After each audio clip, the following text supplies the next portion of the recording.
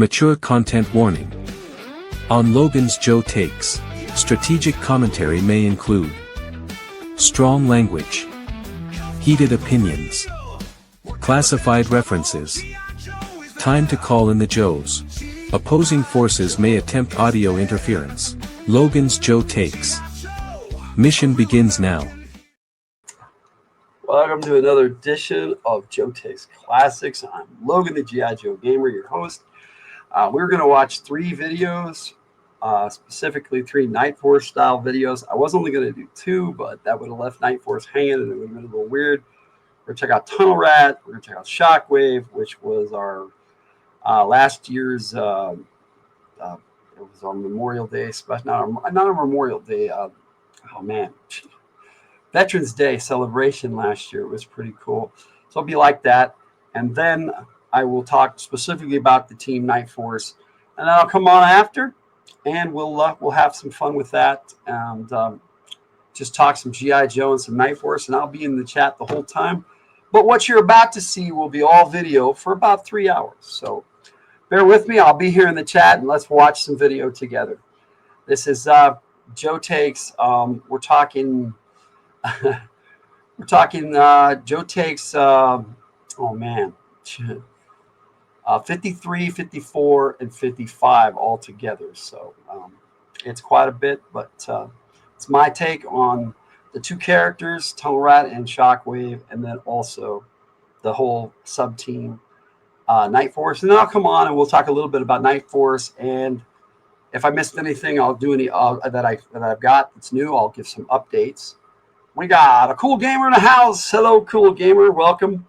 I'm gonna play some video, cool gamer. So be ready, buddy. I'm gonna play lots of videos.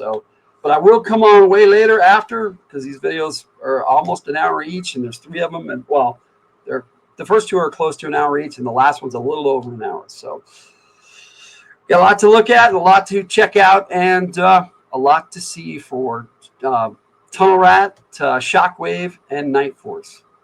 Let's do this.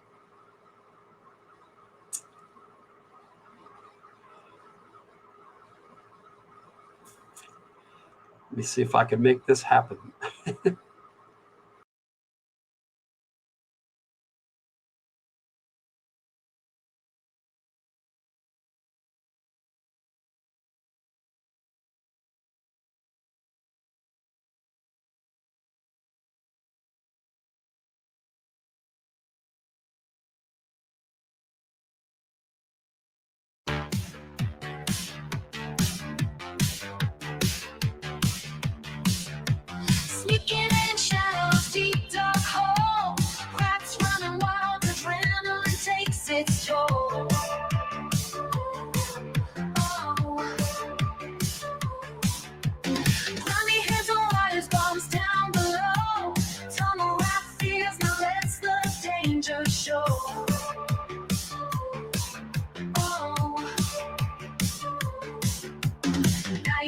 Foggy heart racing fast.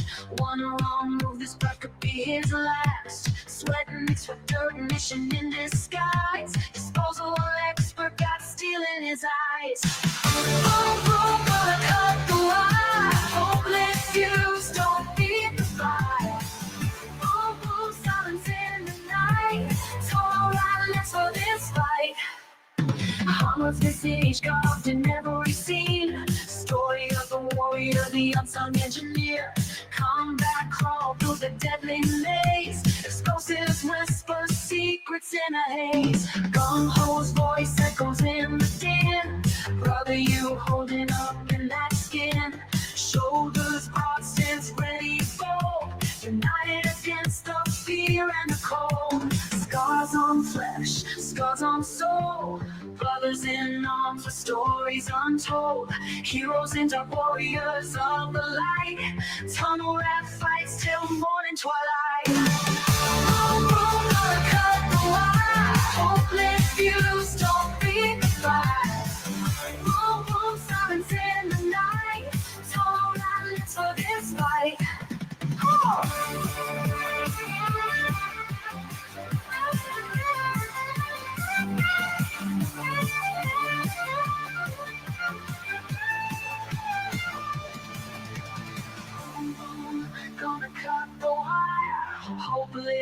shadows don't feed the fire. Boom, boom, silence in the night. Tunnel rat lives for this fight. Hamas faces carved in every scene. Story of the warrior, the unsung engineer.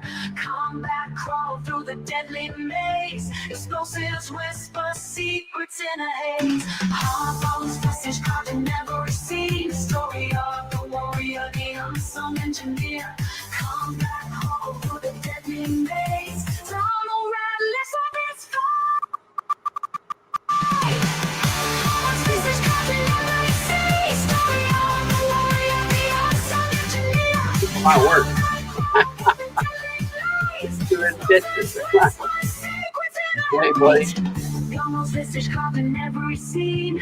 Story of the warrior, the unsung engineer. Combat That crawl was through the pretty good. deadly maze. Explosives whisper secrets in a haze. Big deal. Yeah, I what- got kicked out of kindergartens with tougher playgrounds than this. See how it works The during the macho actual tunnel rat. episode. Now do it! That's the man. Gunner's voice echoes in the din.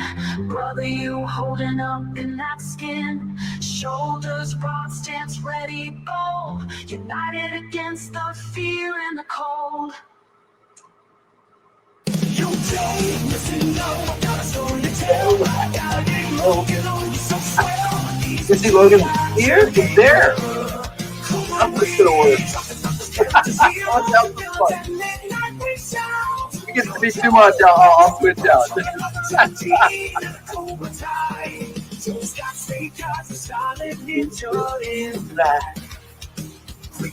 Swords, he'll give you a heart attack. Then there's two believe, so go, gung ho, always ready to fight and make those cameos. And we can't forget about Sky, the ultimate girl power. A fierce warrior. No problem. I have a hard time not keeping them along the street. That's true. Command, plots and schemes, he's ruling the world in his dreams. Sultan is never what he seems, and down his front step like leather outfit shoots you quick and slip out the back of the head. Yo, Joe, come on, go. Catch Logan's you. here to give his G.I. Joe taste. Oh yeah, yo, Joe, Cobra. Oh, you know what? We see this. G.I. Joe thing. Still cold.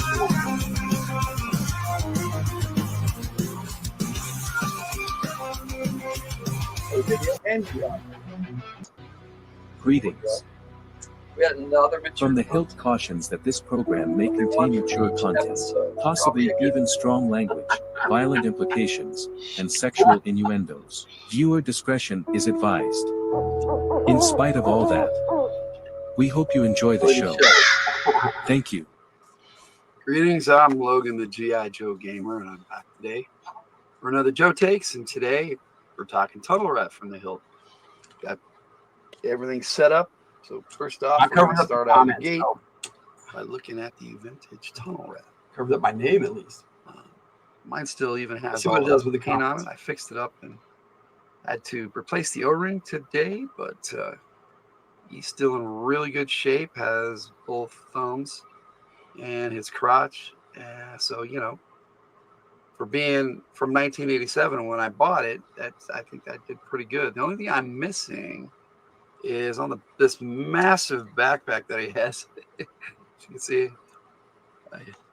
it's a little back heavy. But, Was a big backpack. he has this massive backpack, and there's these little flashlights that come out. And I only have one of these. There's supposed to be two that fit right down in these holes, if I can put it back in there. There we go. Let me show you what Yeah, it see, there's says these on the two little bottom. holes there, and I've got one in the other one. So I'm missing the other one, but you know, over time, who knows? Let me get some background music going here, There we go. and then we'll check on the chat and say hello. Does he come with a tunnel? Hello, my bro, Sif. How you doing?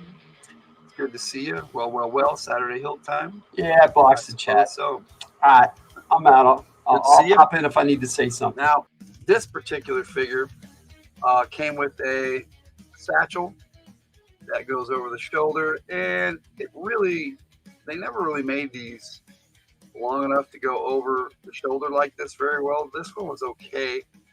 A lot of times you can display them just going over one arm and not over the neck. But I like to display them like this because, you know, Tunnel Rat's a very cool character. And what most people don't know about Tunnel Rat, or maybe everybody does know, I don't know, it's been almost, let's see, 1987. So yeah, it hasn't been quite 40 years, but it's pretty close. Is that his head sculpt, he was designed after the comic book creator, Larry Hama. And so he has Larry Hama's face. So the comic book writer who wrote most of the G.I. Joe comics back in the 80s got his own action figure. And he actually seemed to like Tunnel Rat. He used him a lot. I'm going to sit him here as we take a look at something we don't normally take a look at. And that's going to be some of the modern 25th anniversary style figures. Now, this one has a gun and a holster here that you can take out. It's not sculpted on. And a knife you can take out, but they, for some reason, put it on the right side. One on the original, it was on the left. So we've got the modern and the vintage Tunnel Rat here next to each other. Now, this one is a decent figure. I like the way they sculpted a lot of these. And this head sculpt actually looks more like Larry Hama than the original. But what it's really missing is a lot of the cool face paint. I mean, there's a bit there, but not like the original. Now, they came out with another modern one. And in the vintage line, they actually came out with two other Tunnel Rats, but it was the same mold. And I didn't get in the habit. If I had the figure, I usually didn't get the one that was the same, but with just different colors. I wish I had now as an adult collector. But this particular Tunnel Rat here at the vintage line came out two other times. And the first time was as Night Force, and the second time was as a Sonic Fighter. I don't have the Sonic Fighter or the vintage Night Force, either one of those, but I do have the Night Force version of the modern line, and I have all his gear for that. Is Tiger off the side playing with Scarlet? No, actually, Tiger's napping right now, but like a big old tiger, she's taking a nap. She'll be awake for tonight, I hope. Now, see the difference in the guns here. See that this Tunnel Rat I have all the gear out for. I have the gear for the other modern Tunnel Rat, but I couldn't find it. It's all mixed in with all the others. I wish I'd never done that at the time. But the main difference is the tripod on the gun here. This is down instead of up. Still one solid piece of plastic. His bag actually says TNT on it.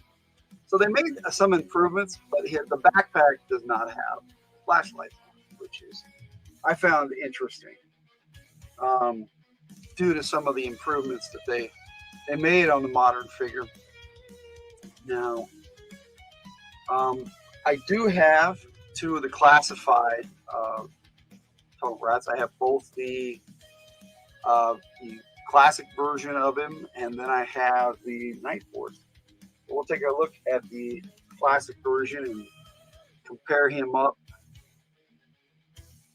to both the modern, vintage and modern here in just a second. Now, this gun actually has the tripod, but it can actually fold out or fold up. It's kind of cool. Hello, Kenneth Bird. Welcome.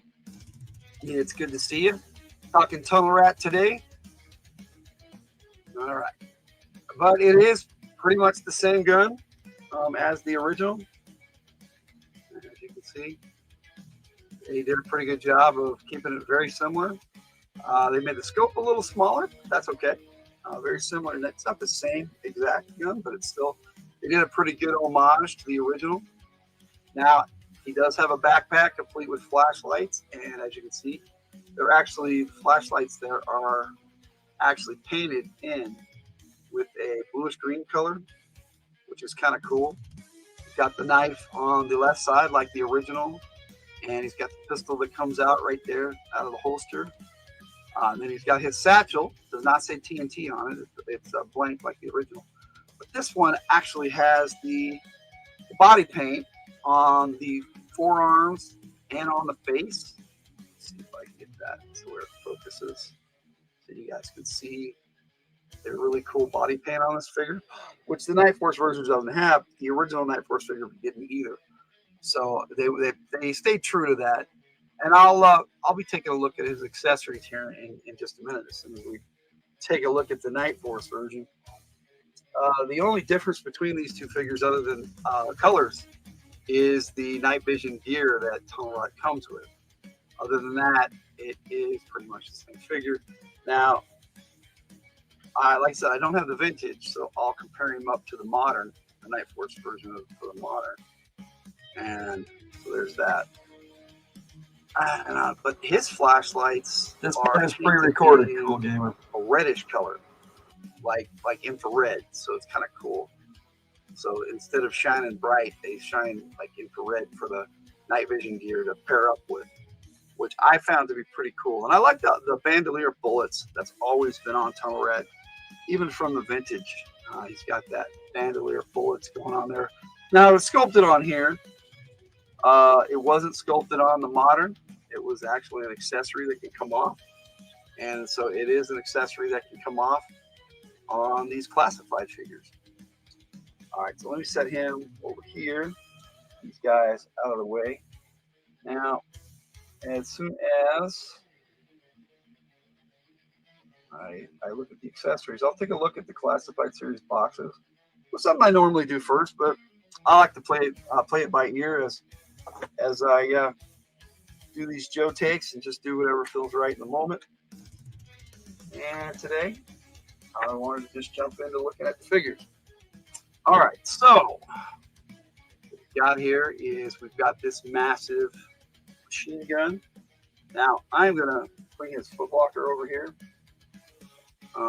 Now, I'm disappointed that they stopped having the classified figures come with these. It is a nice place to keep all the figures' accessories, whereas you just have to put it back in the box, which, is okay on display where you can see them. We'll start with the backpack, and we're going to compare this up to the vintage pack. Now, the modern pack did not look like this. It was a completely just different one mold pack. So I'll only pair these up and compare them because this is what it was based on. You can see they did a decent job of bringing the classified version back to what the vintage was like instead of just this molded on black backpack. Now it was green for the classic version on the modern line too. I do like the fact that these flashlights can come out, and they stick in there really well. You just gotta kind of shove them down in there, just like on the original. But it's set up a little different. The original is kind of flat all the way across with the holes on top, but this actually has the pack sticking up a little bit so that you can actually brace it up against something. So sometimes they do design it better, and I think this is quite a bit better. So that's the backpack, and I'm gonna just drop it down into the foot locker there. And like I said, we'll get into the box here in a minute, but I will check out this sniper rifle machine gun. It was set up to be a heavy machine gun assist. So he doubles as a heavy machine gunner and an EOD specialist or explosive ordnance disposal. But it has a night vision scope, so he can actually target single shot snipes. So that's kind of cool. I like the fact that they did that. And they have like green for where he's supposed to hold the gun. And on the stock also there is green plastic. That's not painted on. That's actually green plastic that's been attached to the gun, just like the same color. Well, not exactly the same color, but it's supposed to be the same color as the tripod, which makes it so that if I can display it properly, it can stand on its own, which is pretty cool. I really like that about particular classified figure. Drop that. The Foot Locker. We're going to take a look at these night vision goggles. Now you can slide them right down over his face so that he can have them over his eyes, and you can display them that way. It looks pretty cool. Or you can have him the classic way with just the do-rag on his head, which is how the original was. Now the original had just a darker color, darker olive green. Hey, we got Joel and Spike in here. How you doing, Joel? It's good to see you. Talking Tunnel Rat today. Now, I'm going to put those away, and we're going to put his arm down, get him proper. Now, the way these classified figures are designed is so cool. I really, really like them. Now, I'm going to put his satchel back on him and his bandolier bullets, which doesn't really stay very well. There is a little peg actually on here where you can pop it under his scarf. And if you get it in there right, it will stay pretty good. And then he has another, he's got his holster strap there with his Joe Pro as well. So I like the Joe Pros. I know a lot of people don't. I don't know why. I think they're pretty cool. Their communication right there by the shoulder, so they can just tap it and they can talk to whatever they need. And once it's activated, they can voice activate it. And they can, it'll pick up everything. And it also doubles as a camera. So it is a body cam as well, which I think is pretty cool. Now, I know it's flat on his shoulder, so you might think it can't film forward, but apparently the technology is such that it can film 360 degrees, so I think that's pretty cool. At least in my head canon, that's how it works. And there's his satchel, which like I said, before I put the figure away, I'll put that on.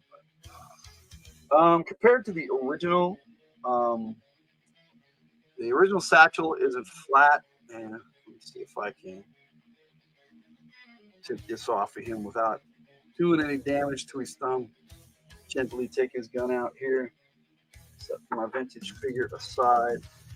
And now, see, on these, if you put it over the shoulder, you had to actually get the elbow close to the head and bend it over, and then you could just slide it off. It wouldn't just pop on over the arm. So let me put the tunnel right down here as we compare these satchels. And now it's not the same color, but I actually like the more subtle brown. It looks like kind of a light brown color compared to the green. When are you getting a mini Utah Hockey Club jersey for your Joes? I don't know, Sip. That's a good question. But like I said, it's the original is kind of looks more like a pouch, and this is really flat. I think the flat design actually works better for a field soldier, so that they're not bumping into things or not getting in the way of his gear and stuff. But there's that, and then like I said, he's got this bandolier here, and I have tried to get it up under the scarf. There is a little extension on the shoulder. I don't know if you can see that, and it is supposed to pop under the scarf, and it can, but it doesn't really stay very well. And that's the only thing about this figure. If I had a gripe, the one gripe, that's what it would be. Now, this pistol, the bandolier just kind of pops off your shoulder there really easy. And it's same with the knife force, so we won't take a look. It's the same accessories and everything, other than the night vision gear. This pistol is pretty cool. Let's see if I can give you a better view of it. And the grip, from the pistol grip there, is brown. And I'm pretty sure that is a paint application, which is pretty cool. And we'll just pop it back in the holster there. Now, all of these come off. You can pop the head off, you can get the scarf off, and you can take all these off if you want to display them that way, which is kind of nice. And then, of course, you got the knife on the side, and we'll take a look at that too. There's the combat knife. Now, for me, the only thing he's missing, and it's just my own personal gripe, I think every combat soldier should have a sidearm and a combat knife. He does not come with a sidearm, but that's okay. He does have the unit patch on his shoulder, which is pretty sure that is a wolf, but I could be wrong. Let's see if I can get that so we can see it better, which is kind of cool. Now, the Night Force one does have a different patch. He actually has the Night Force patch, which is pretty awesome. So there it is. I'm going to slide his satchel back on here. With this one, you just have to get it over the arm, and it just slides right on, and it fits better. And they did a pretty good job of holding true to the original while making improvements that I think fit the figure a lot better. I like the slightly lighter do-rag compared to the vintage figure, but it's not that far off really as far as color scheme. Let's see if I can get it from the back. They did, like I said, it's pretty close. I mean, you know, we're not wanting to be exact, but you want to recognize him as Tunnel Rat, and in my opinion, you recognize this figure as Tunnel Rat, or at least I do. And that was the goal, and I think they succeeded very well. So let me set him aside here. Now we'll take a look at the boxes, and we'll start by showing you the box that it comes inside the box, and it has this cool black and white version of the artwork that's on the side of the box, which I'll show you in just a second. It's just a standard little box that the figure fits into. And then what you have here is the box that he comes in. Shows off the unit patch there on the side, which I think actually you can get a better look at there than we can on the figure because it's blown up a little bit. And you know, that's actually a rat with a flashlight. That's kind of cool. I thought it was a wolf, but I'm kind of getting blind at my old age, so I can't really see things that are small. But yeah, I'm glad they blew that up on the box so we can see that it's a rat. And of course, she's number 83 in the series. And like I said, I never got into what those symbols meant. And in lieu of a file card, I think that's not very cool. But then you got the back and then got the side with the really cool artwork, which is in my Joe Takes 53, which I'll be showing at the end of the video. So there is Tunnel Rat 83. Now I'll put all this stuff away after, because we'll take a pretty quick look at the classified Night Force Tunnel Rat. Now, these backpacks, like the original, are bulky and heavy.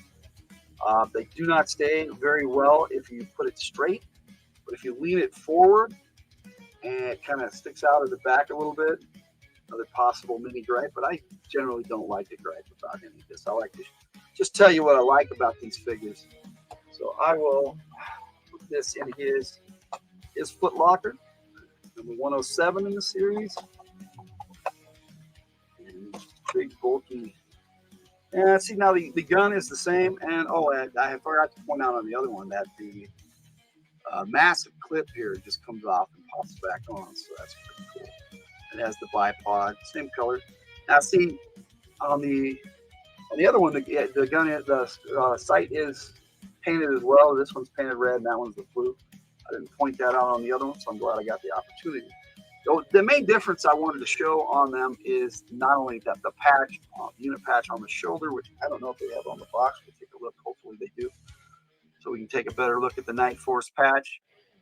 And then we have the night vision gear. Now, pop this off and see, like I said, it's a lighter do-rag, but it's camouflaged, which is pretty cool. You see, there's little bits of camo on there, which I think is a nice paint app. And his knife is painted with a black handle instead of a brown, which is pretty cool. Make sure that now this satchel is actually a green color, but it's the same setup, same deal. The Joe Pro is kind of red, giving it that Night Force feel.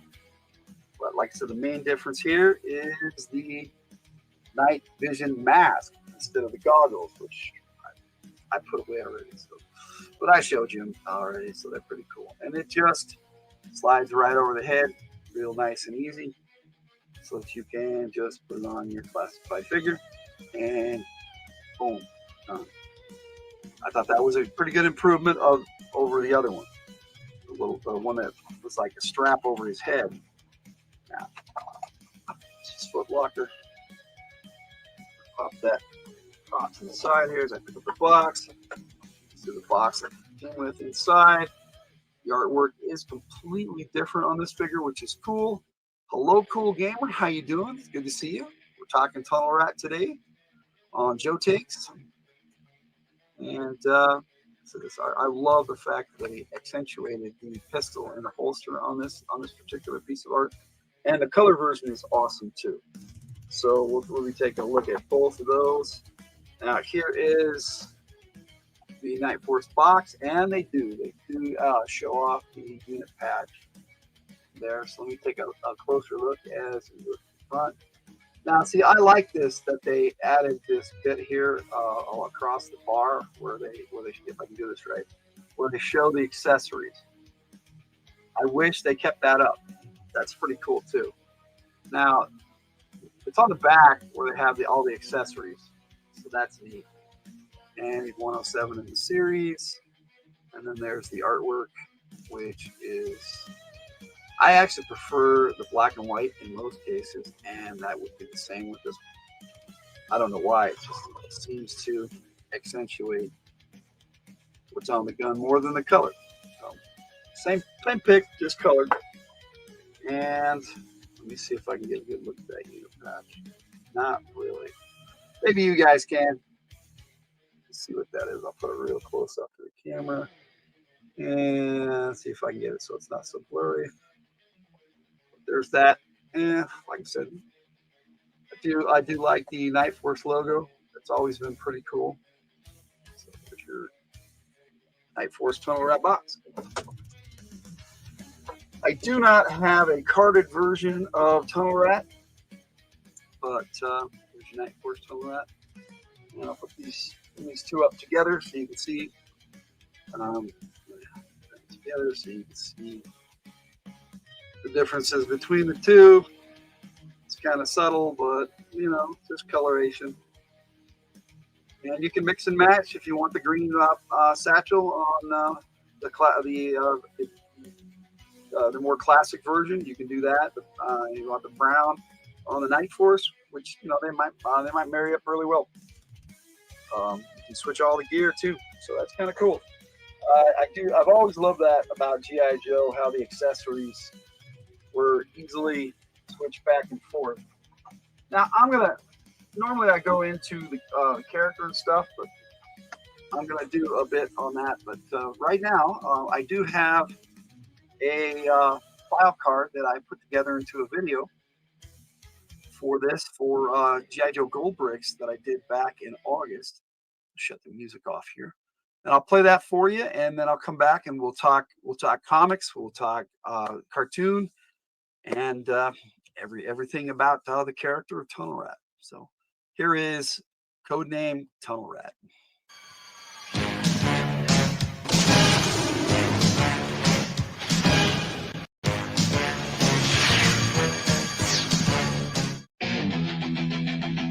Joe. Codename Tunnel Rat, Yogi Infiltrator, File Name, Mickey Lee, E5 Sergeant, U.S. Army. Birthplace, Brooklyn, New York, primary specialty, explosive ordnance disposal, secondary specialty. Combat engineer, qualified expert. All NATO small arms and all Warsaw type explosive devices. Graduated weapons expert. Preferred weapon. Welcome to the show, Mark. Watch this video, then I'll be on later on tonight to talk more about G.I. Joe Night Force. Below the ground, beta field recruit for the G.I. Joe team. And after 5 years of using standard issue weapons in makeshift combat situations, Tunnel Rat jumped at the chance to work with a crack unit of veteran soldiers armed with some of the most sophisticated and highly advanced weaponry available, submitted by Falcon.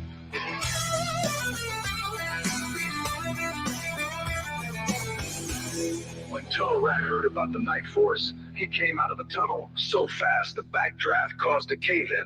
I guess he couldn't wait to see the look on the enemy's face when he started unloading 1,000 rounds a minute, 6 feet underground.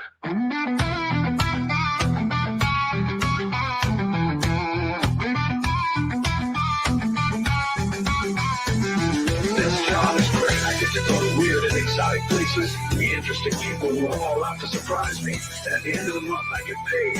What more can I ask for? No one want to play with the rat no more.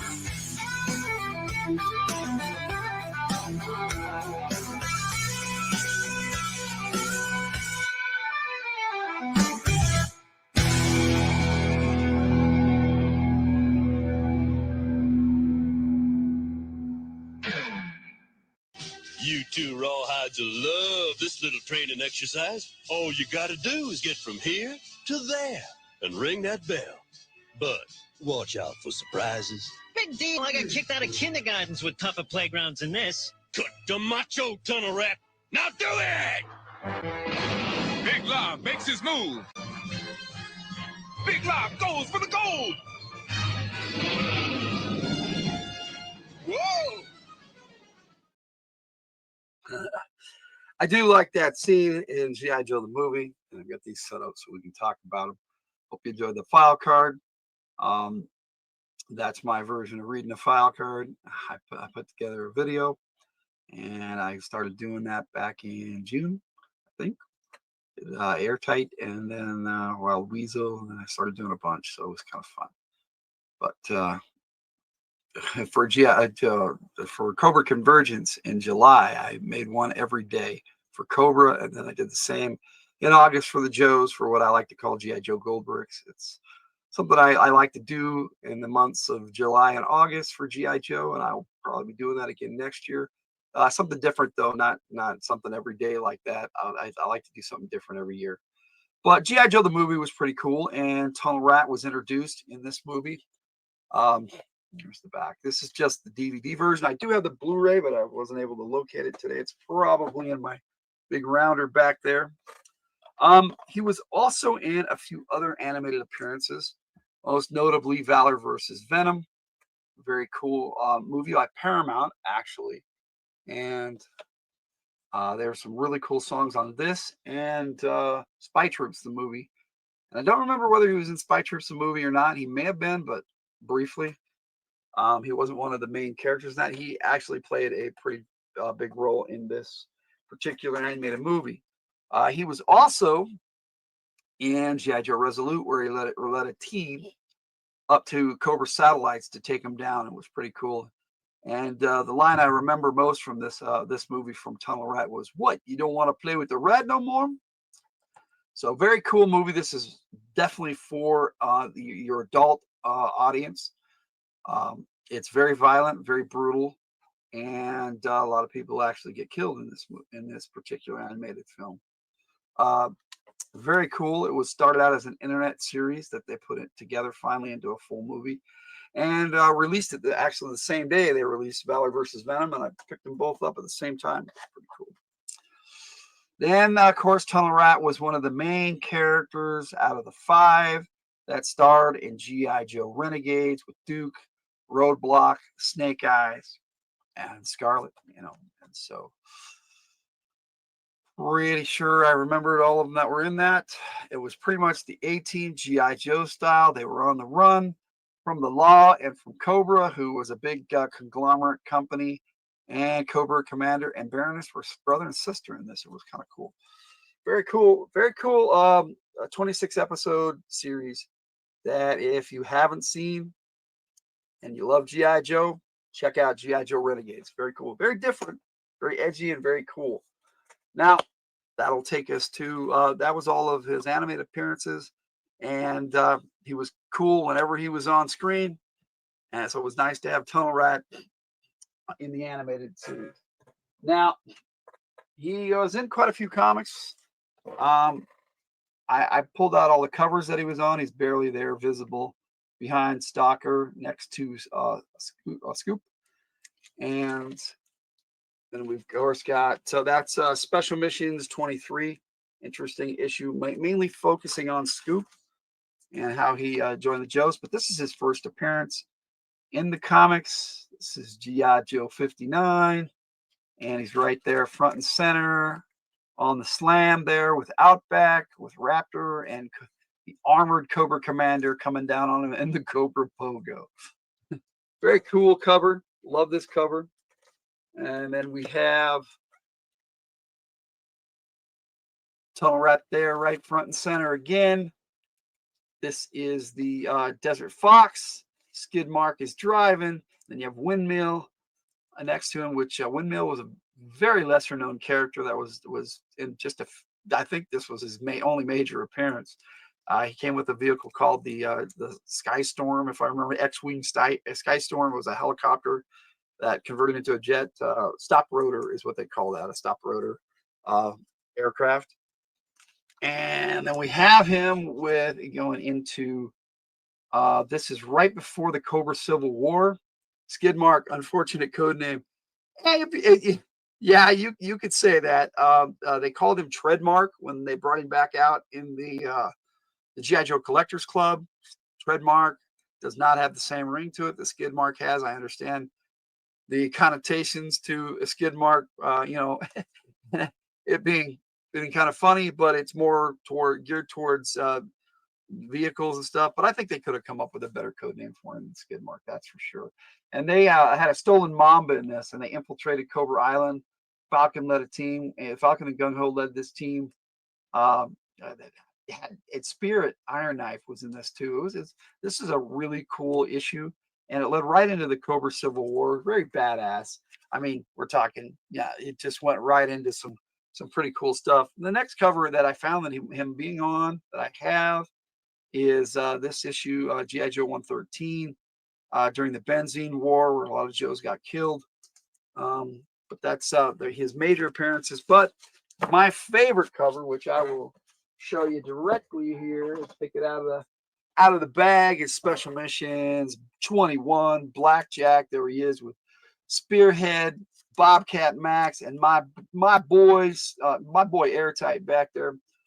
Very cool cover, one of my favorites. I do have it so that I can give you a better look at it. I've got this set up already, so there you go. Now this one was a little grainy, but this was the best one I could find, and I'm not really good at scanning stuff, even though I do have a scanner. So if I can rip it off the internet, I do that. So there's that. But I want to pull this out. We're going to take a look at it. In the comics, Tunnel Rat was a team leader, but he also was he led this mission right here. He also was a good team member when led by either Beachhead or Flint. A lot of special missions. He was in quite a few in the special missions series. I really thought this series was cool. I wish they had continued it, but I know that when G.I. Joe started getting in decline, they had to only have one book instead of two going at this. They had two monthly books running there for a while back in the 80s, which I thought was awesome at the time. Now they opens right away with Tunnel Rat and Skid Mark there, and Lightfoot's in the back there with Airtight. And Lightfoot was so busy trying to read the subway signs not subway, but the underground signs, street signs, to let them know where they were in the city of New York. They were near the Cobra Consulate building, and they were in the sewers. And it was a really cool issue. But there was a line. There was a bunch of lines in here where Cobra would have this stink bomb that Xandar actually released. It was one of Xandar's rare appearances as well. So let me see if I can find this real quick. They were worried about this stink bomb, and Cobra set it off. They thought it was nerve gas or some crap at the beginning, but they realized that it was just a stink bomb they were going to release in the sewers. And once it went off, here it is right here. There's the scene down there. They're all putting their gas mask on, and they're all saying it's so terrible. Skid Mark says gas, and Tunnel Rat's all ugh. And this dude that was with him goes rotten eggs, And Airtight said dead skunk and Lightfoot up here, or Charborough. I'm sorry, not Lightfoot. Charborough said even he said worse. It's not nerve gas. It's a Cobra stink bomb. So this was a really cool issue, and they were actually a diversion for what was going on elsewhere. But this whole issue was really cool. Yeah, definitely a side mission, and that is one of my favorite special missions, right along with the next one, which was 22 with the Shockwave, which I'll be taking a better look at next month, actually, for Veterans Day. On Veterans Day, I'll be looking at Shockwave. So that's what we got going on for next month, just so you know. But tonight, yes, comics are a good segue into. I will be a panelist on Spine Ticks Live. Please join us. Link in the description. Sith is in the chat. Thank you for being here, bro. Appreciate you being here. But I'm going to talk my opinion on the character here. But I wanted to shout Spine Ticks Live out while it was in my head, and I remembered Mahid, covered up Mahid. So we've got the figures, got cartoon, we've got Yo Joe, yes sir. We got the comics talked about. Now in the comics, like I was saying, he didn't have a really big role. I know Larry Hama liked the character and he had him in it a lot. He didn't have any pivotal arcs though, and it was nothing. There wasn't any personal stories with Tunnel Rat, but some very cool issues where Tunnel Rat had a lot of cool things to say and a lot of cool things to do, which is nice because a lot, so many characters in the whole saga of G.I. Joe, it's hard to focus on single characters. And Larry Hama did have a few that he really liked to write, and unfortunately, Tunnel Rat wasn't one of them, but clearly he liked Tunnel Rat, and I'm sure that it was very flattering that they made him in the writer's image. Good to see you, synthetic panels. Cool. Welcome in. Let's stop the vintage one more This is time. a video, but see it one more time. Now, my opinion of Tunnel Rat, he is a squad leader. Now, he's also an explosive expert, explosive ordnance disposal expert. So he can set the bombs and he can take them down. He just knows how to defuse bombs. That is his role. But he also is an effective squad leader and a really cool field sergeant. That is his rank and pay grade. E5 sergeant. Very cool character. Now, I like to have him with some of his 87 teammates like he was in G.I. Joe the movie. Jinx was one of those in the movie. Law and Order, very cool characters. I like those characters too. Law was actually my favorite character of 1987. Tunnel Rat was a close second. At some point, if they bring Law and Order out for the classified, I might take a look at him.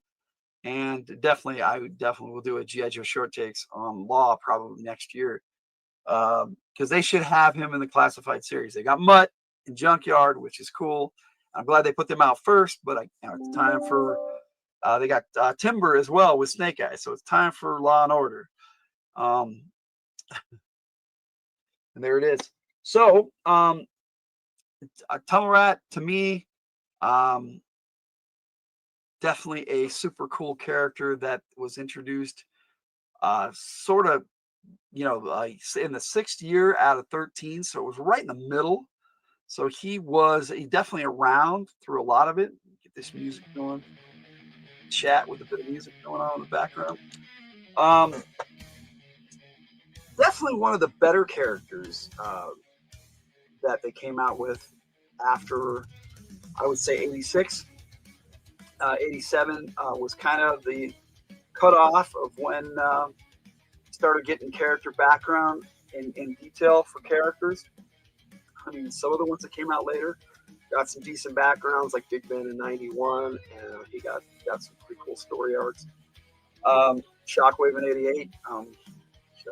Like I said, I'll be taking a look at him next month. He's my favorite 1988 character.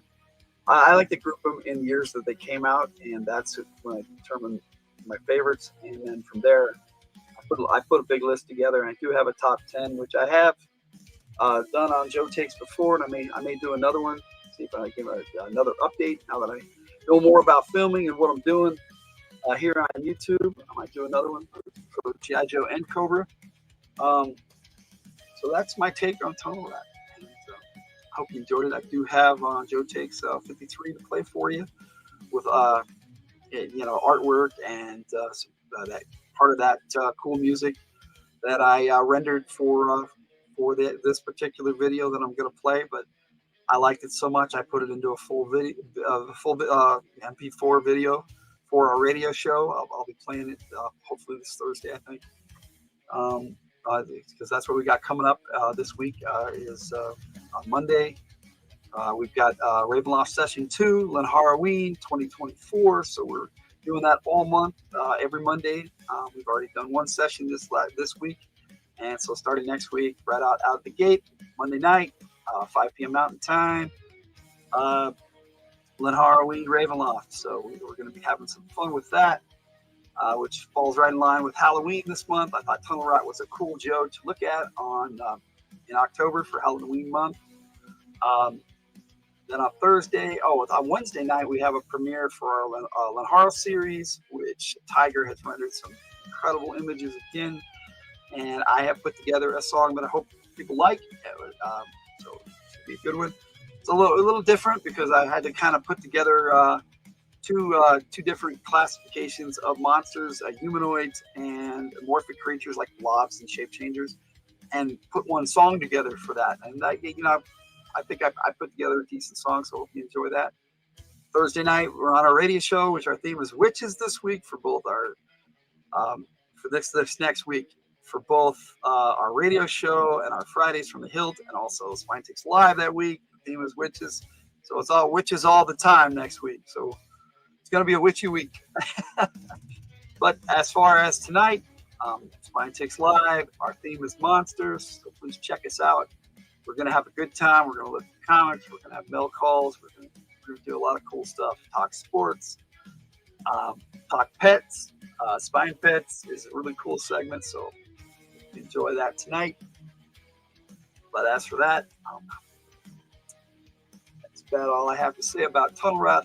Hope you had a good time with me today, and looking forward to being on Spine Takes Live tonight. So that all being said, Logan out. And here is Joe Takes 43.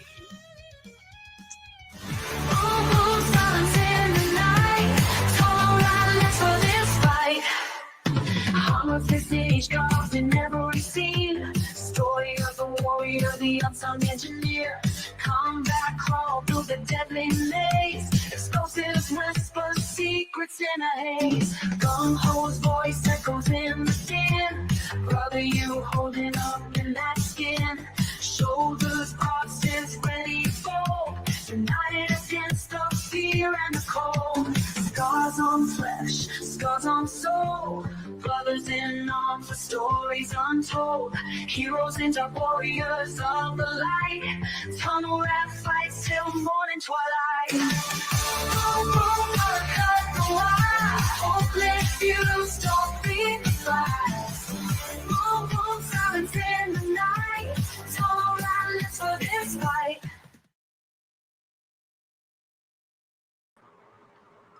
Oh, would I do a thing like that? Unsubstantiated fantasy! Lies! Lies! Lies! I think you might need an exit strategy. Well, this new one starts to play. Let me pause real quick. I'm going to do a little intro here. This was my Veterans Day salute last year. I try to do one every year. As you can see, we've had a lot of veterans in our family, and I talk about that quite a bit in here. So I hope you enjoy my take on Shockwave.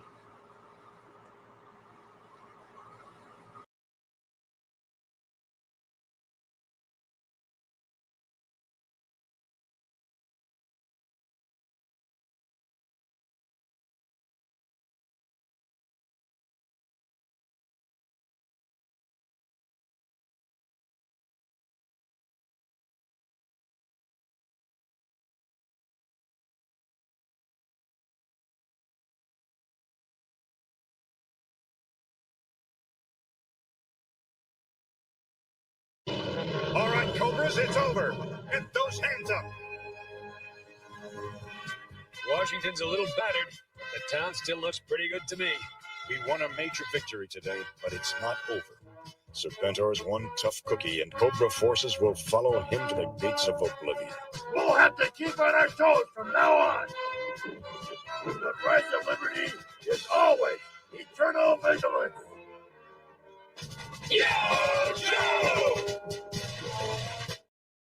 Please rise for the national anthem.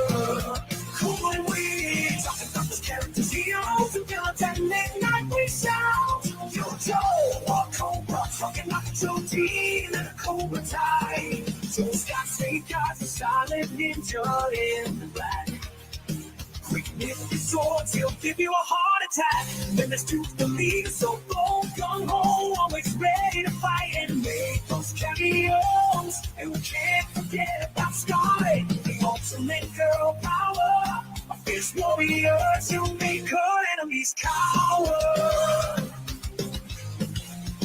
Cobra's got death stones to supply the weapons. Cobra command plots and schemes. She ruling the world in his dreams. Sartan is never what he seems. And Baronet spots that black leather outfit. Shoots so quick and slipped off the back of the head. Yo, Joe, Cobra, go.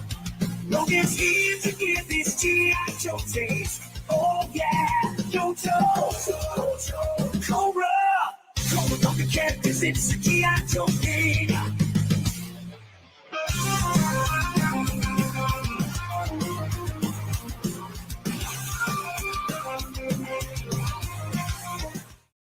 Greetings. From the Hilt cautions that this program may contain mature content. This may include strong language, violent implications, sexual innuendos, and possible drug references. Viewer discretion is advised. Now that we are all properly acquainted, it's from the Hilt. So let's go. Greetings. I'm Logan, the G.I. Joe Gamer. Give me a second and pop on camera here. Just want to shout out all our veterans out there and thank you for all that you do for this nation, abroad or at home. We always talk about veterans overseas, but we also have our veterans here at home, our police force and our National Guard. So thank you all for your services. We appreciate your sacrifices.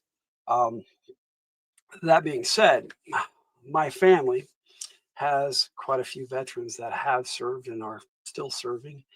And tonight we're going to celebrate one of them in particular. My wife, the Tiger, her great-grandfather served in World War II and the Korean War in the Navy. On his last ship was the USS Eversole, and he was in the Navigator. So I have prepared a video for that, and I'm going to share it with you right now. So here is A Salute to Bud, as sung by our AI personality, Brad Gambison.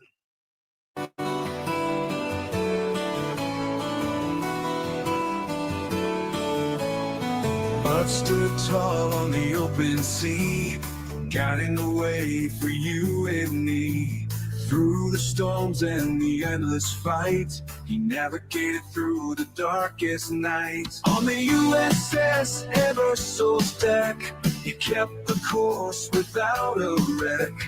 World War II and Korea's tide, but was our unwavering guide. Salute to Bud, a hero strong. His legacy will carry on with a heart of steel and eyes so bright. He led us through the darkest night.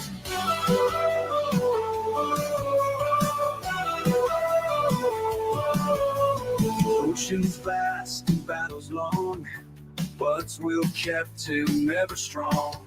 Through the anguish and the pain, he brought us safely home again. In the heart of the raging storm, he stood steadfast, kept us warm. His bravery we won't forget. Commander Bud, our hearts are set. Salute to Bud, a hero strong. His legacy will carry on with a heart of steel and eyes so bright. He led us through the darkest night.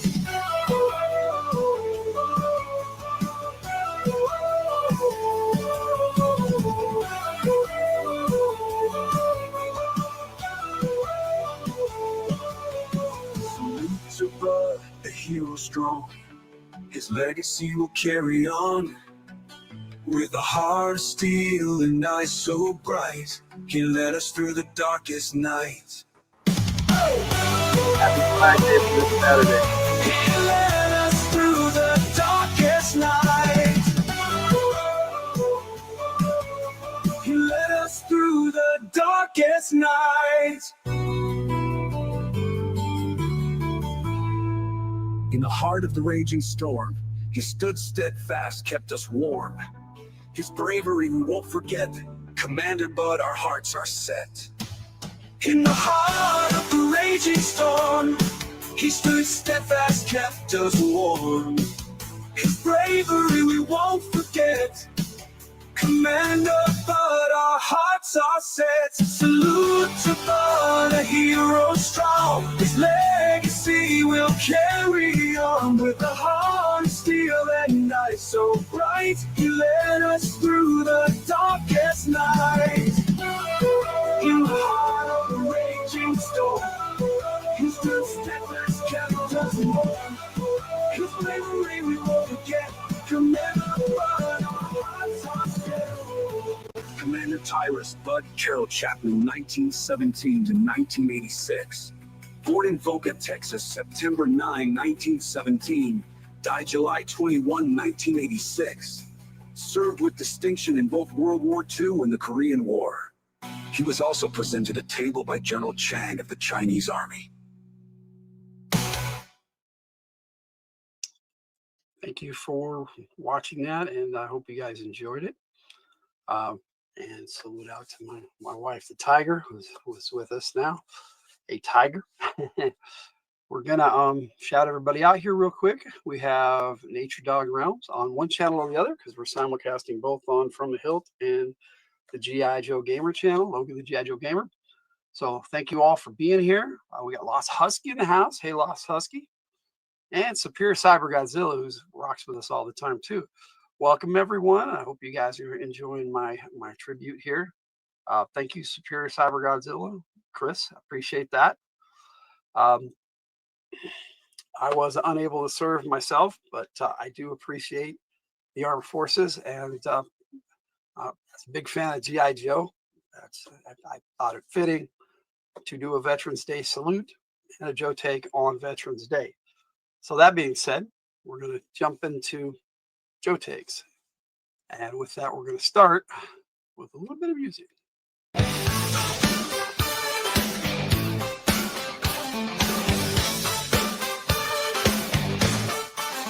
Streets dark and silent, tension in the air. With a mask and a mission, he's always aware. Shockwave shadow moves without a care. Justice in his blood, danger everywhere.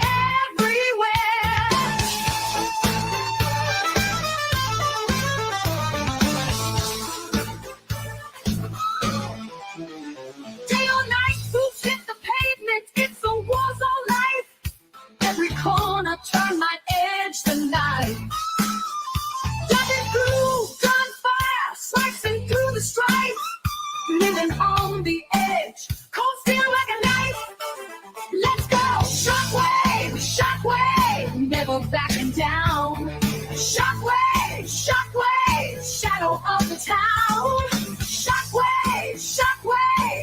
taking on the fight. Living on the edge, cold steel like a knife. Let's go!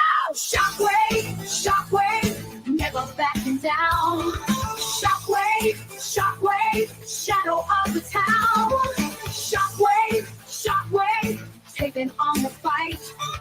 Shockwave, shockwave, bringing back the light. Gotta get tough.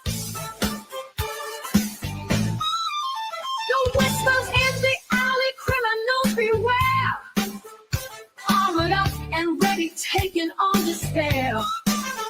Nightmares and noises, he's got that stare. Shockwave in the shadows, taking his share. Echoes of the past, bottled in his mind. Lost souls and victories forever find. Every breath he takes, every step he's blind. Fighting for tomorrow, what will he find? You kick in your door, shielded forward. When he makes entry, you wish you were heading backwards. Let's go! Shockwave, shockwave, never backing down. Shockwave, shockwave, shadow of the town. Shockwave, shockwave, taking on the fight. Living on the edge, cold steel like a knife. Even at night, gotta get tough. Yo, Joe.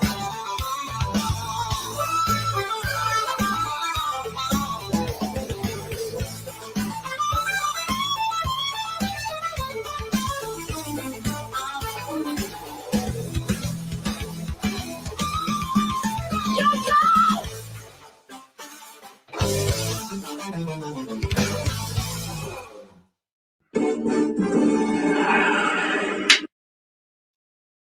All right.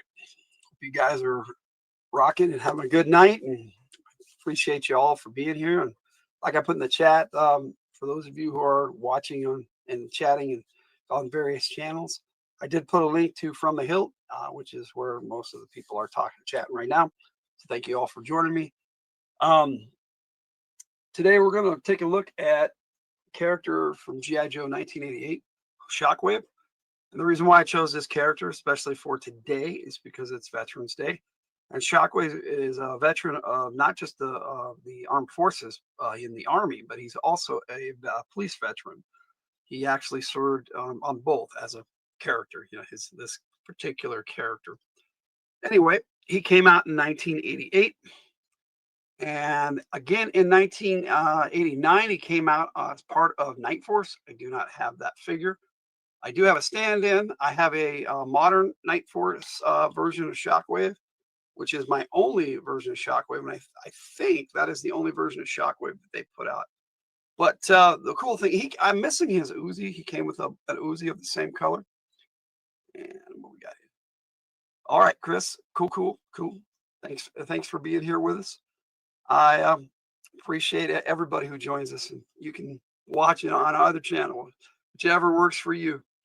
Now, like I said, he came with an Uzi, but it mixed in with all my other accessories somewhere or lost. That's a possibility. It's been a long time, but he also came with a pistol, and his backpack is really cool because it's got this little spot where you can slide the knife in and out, and so he can have his combat knife on the character without being in his hand. So he could hold, originally when he had both, he could hold the Uzi and the knife, and you can display him with all three of his accessories. All right, and you are welcome, darling. Tiger is thanking me and thanking Nature Dog, Chris, Mama Chris, for the tribute video. And she says, I too couldn't serve, but my sister did. Yes. And at some point, we'll probably do a video for Tiger's sister. No doubt we'll be doing a video for my uncle, who was also Navy. So her sister was Air Force, but serving in any branch of the armed forces, abroad or at home, is an honorable thing and an honorable tradition in a lot of homes. And again, thank you all. All right, like I was saying, I'll get back to the Joe take. This is my Night Force version of Shockwave from the 25th anniversary line. He came out, I think in 2015 or 2016. He was like one of the last figures. I think it was part of the 50th anniversary line. Lost Huskies, take it off. Night, Lost Husky. You take it easy. Thanks for joining us. Appreciate you being here. And he too came with the standard Uzi and stuff, and he has a pistol. But again, his accessories are mixed in with all my other ones. It gets pretty crazy. All right. So that's going to take us to the classified version. And what we like to do is start with the box. We'll take a good look at the box. We'll start with the back. I like how they highlight certain areas. There are certain things about each variation of packaging that I like. This particular packaging, I didn't really care for this thing on the side. And that's kind of how they still do it. But I do like the art on the front, and the I'm not hip on the picture of the figure. I mean, I'd rather show the art, but I do like the accessories all displayed right there on the front, and they stopped doing that too. But they cover the artwork on the side really well. You know what? I am going to. It was nice to have the circle while I was talking at the beginning, but I am going to go back to full square there. There we go. So you guys can see everything I've got to show you a little bit better. I've got quite a bit for Shockwave, actually. Not much is known about his character. He's been in a few issues of the comics, but I think was only ever animated for a commercial. And I'm not sure if he made the animation for that in 1988.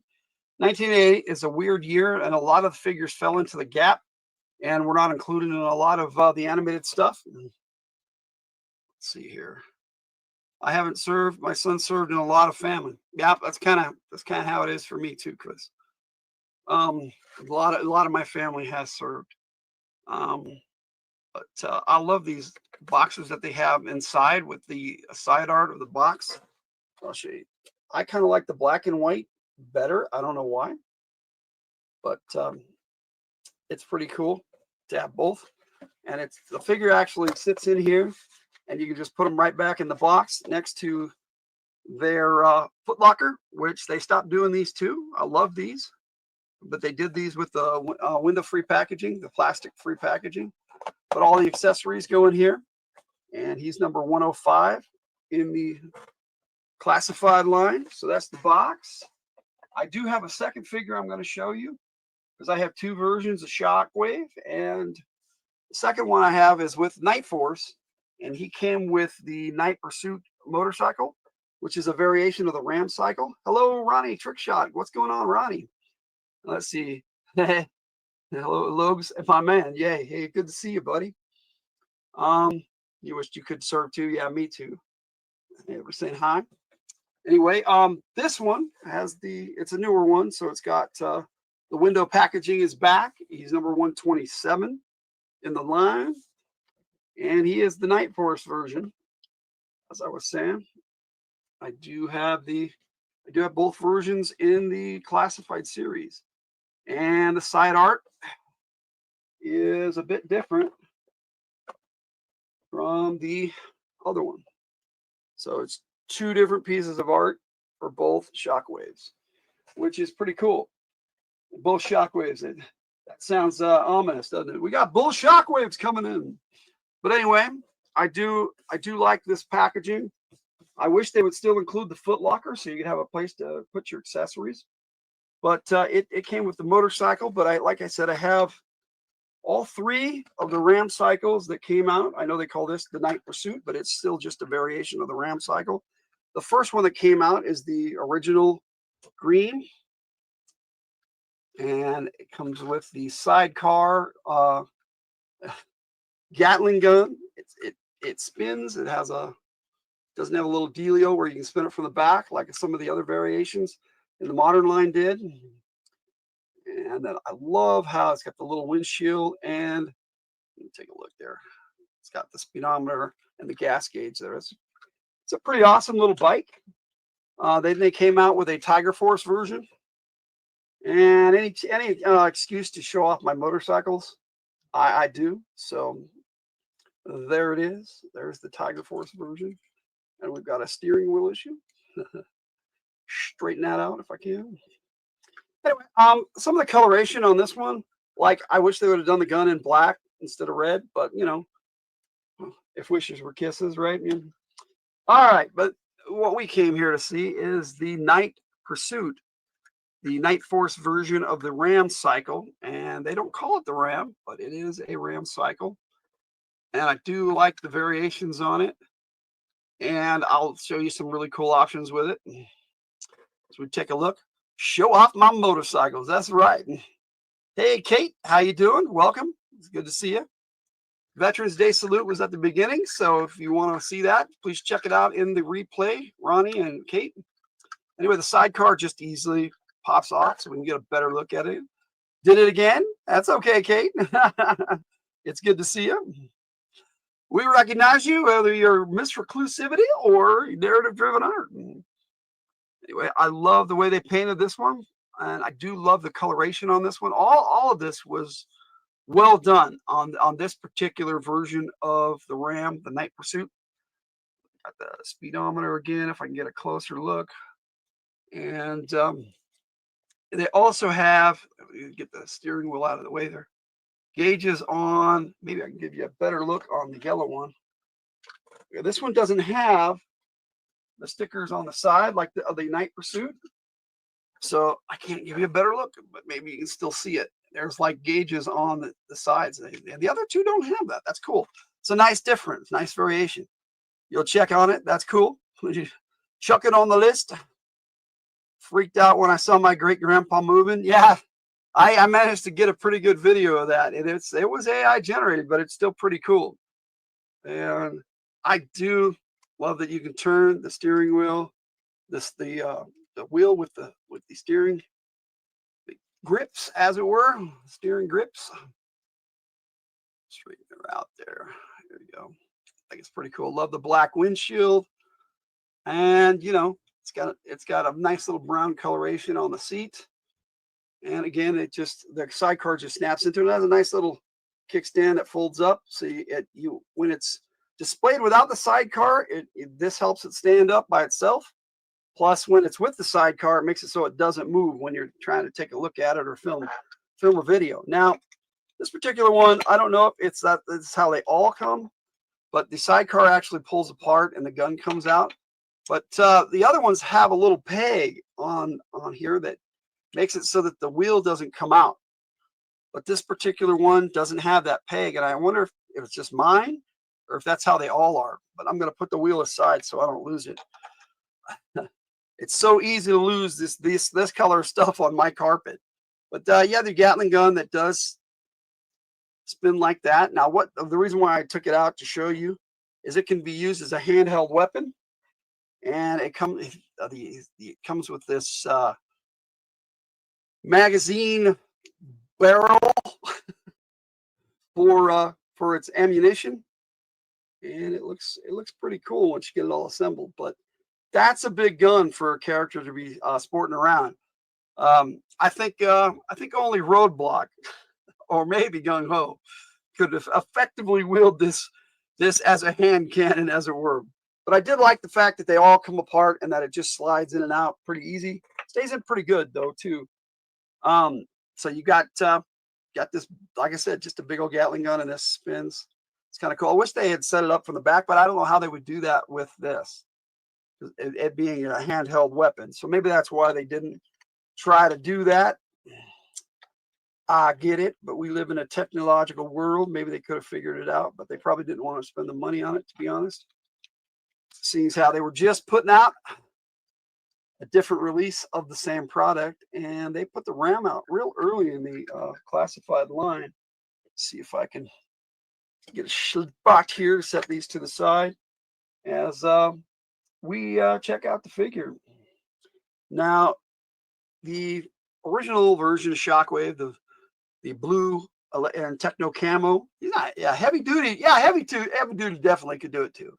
Yeah, there's a few other Joes that probably could. You're right, Tiger. Now, this one, I have all his accessories on him. He's got these really cool pads on his wrist. that protect him when he's like, trying to stop somebody from hitting him in the arm or something. He can use his nightstick, block, and the nightstick, you can just spin it around and use it as a nightstick. I think it's pretty cool. I love the shield he came with. The original one, the original Shockwave does not come with a shield. I know other iterations of Shockwave did. This one does, and I'm glad. The Night Force version did not come with a shield. It came with a motorcycle, so I guess you get a motorcycle instead, which is cool. Now he has, take this shield off his arm here so we can get a good look at him. This shield is pretty cool. I don't think it's as cool as the Alley Viper shield, because the Alley Viper shield has a heads-up display on the inside so that he can see without having to look around it. Spin it around and see if it's magical. Yeah, that's exactly. There you go. We'll spin it around. I actually like to display it like that. I've seen a lot of cops use the baton that way. He's got a combat knife that straps in here, and so he's got all his accessories like the original figure can be displayed on the figure, and I really like that. The cap does come off. Now I will do that on this one because it stays on pretty good, and I can find this one really easy on my carpet. The other one I will take off too, but I'm going to be really careful with it because, well, I'll show you in just a minute. There's a reason I need to take that one off. Now he comes with his signature Uzis, and originally he had Uzis in the holsters, but they were molded on, and he came with a separate Uzi. But this particular version has one on each side, so he's got the dual wielding aspect, and these clips pop right in and out. Magazines, I should say. We all like to call it a clip, but the actual terminology is magazine. So the clip is actually the stuff inside, whatever. And he does have another combat knife on the boot here, strapped down here on the boot, and it's just a little black knife. But there's not many differences between this one and the Night Force version except for color and the accessories he came with. It's pretty much the same figure, but he's a badass figure, so that's all good. So we'll set him to the side as I pop up the Night Force version, a Shockwave. Now this particular version came with a lot of stuff. Like I said, he has the combat knife there and in the boot. He only comes with one pistol, and it's a different kind of pistol. I'll give you a look at it. Just looks like a standard 9mm Beretta, or could be an M1911A1, which is one of G.I. Joe's favorite. He does come with a larger Uzi. He also comes with this decent sized machine gun, which I really like. Now his backpack also has a drone. I'll take that off and I'll show you. Now, the drone is really cool. It attaches to the backpack. But I wanted to show you this gun too.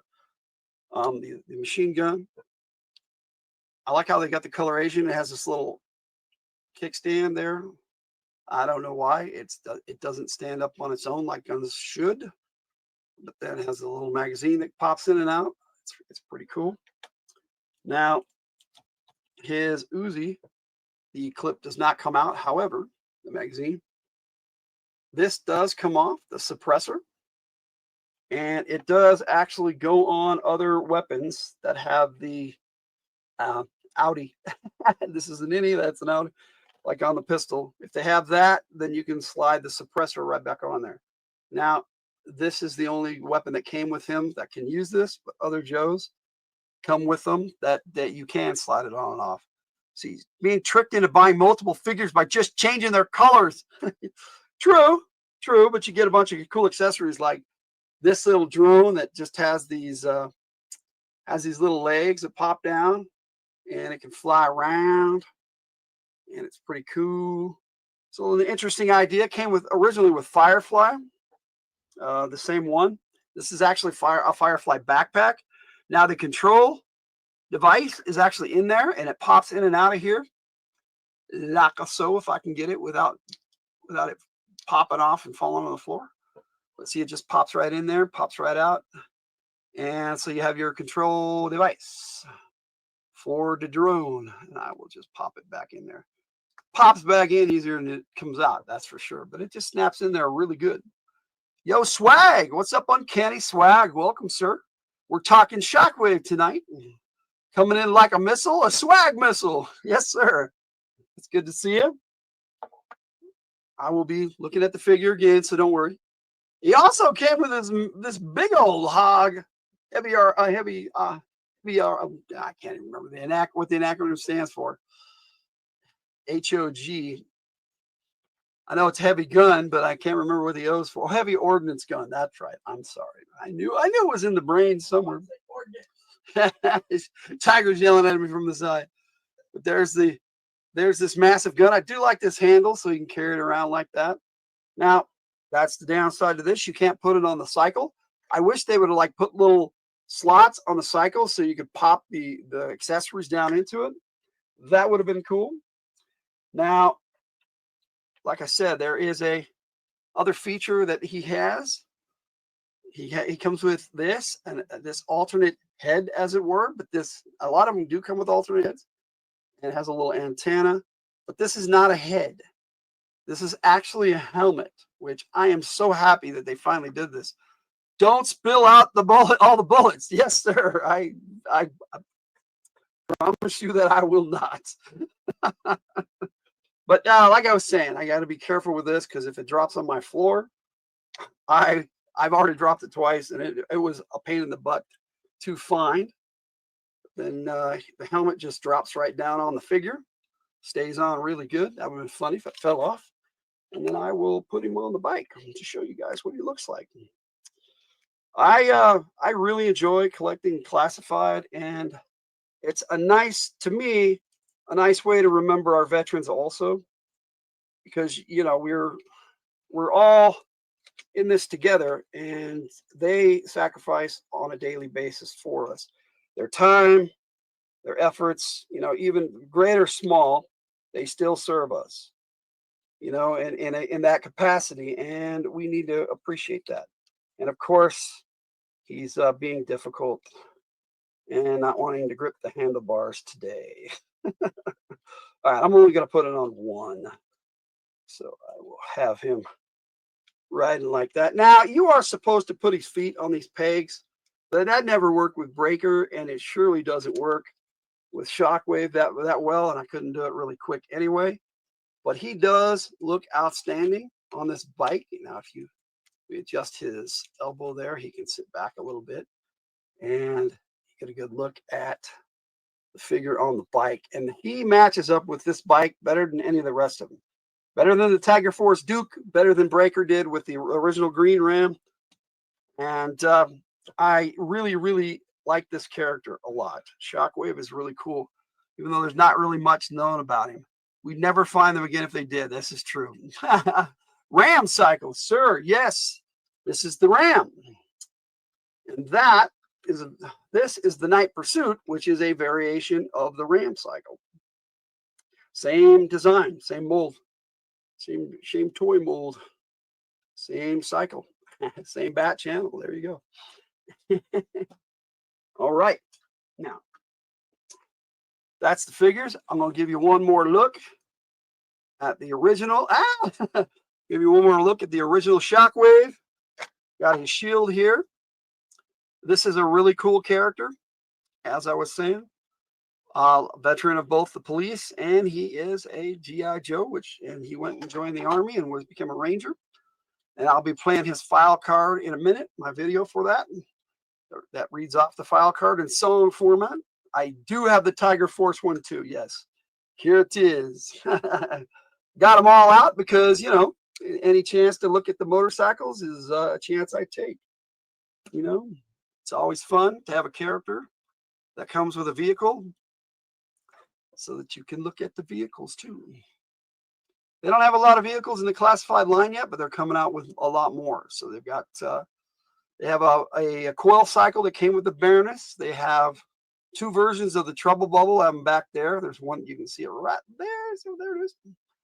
And, I have the Vamp up there too, way up there. Yeah, there. And behind that red box, there is a mobile missile system but it's the Cobra version. And they originally came, I hope they come out with one with General Hawk that came, it's all green. Very cool with the original line in 1982. But they do have a classified version of the missile system. Now the box is up there, but I actually have it behind the other box that's on top, and it looks really cool. And at some point, I will take a look at those and do a Joe take on his fire team. Okay, so takes us to the character of Shockwave. Like I said, he on his original file card, it was said E4.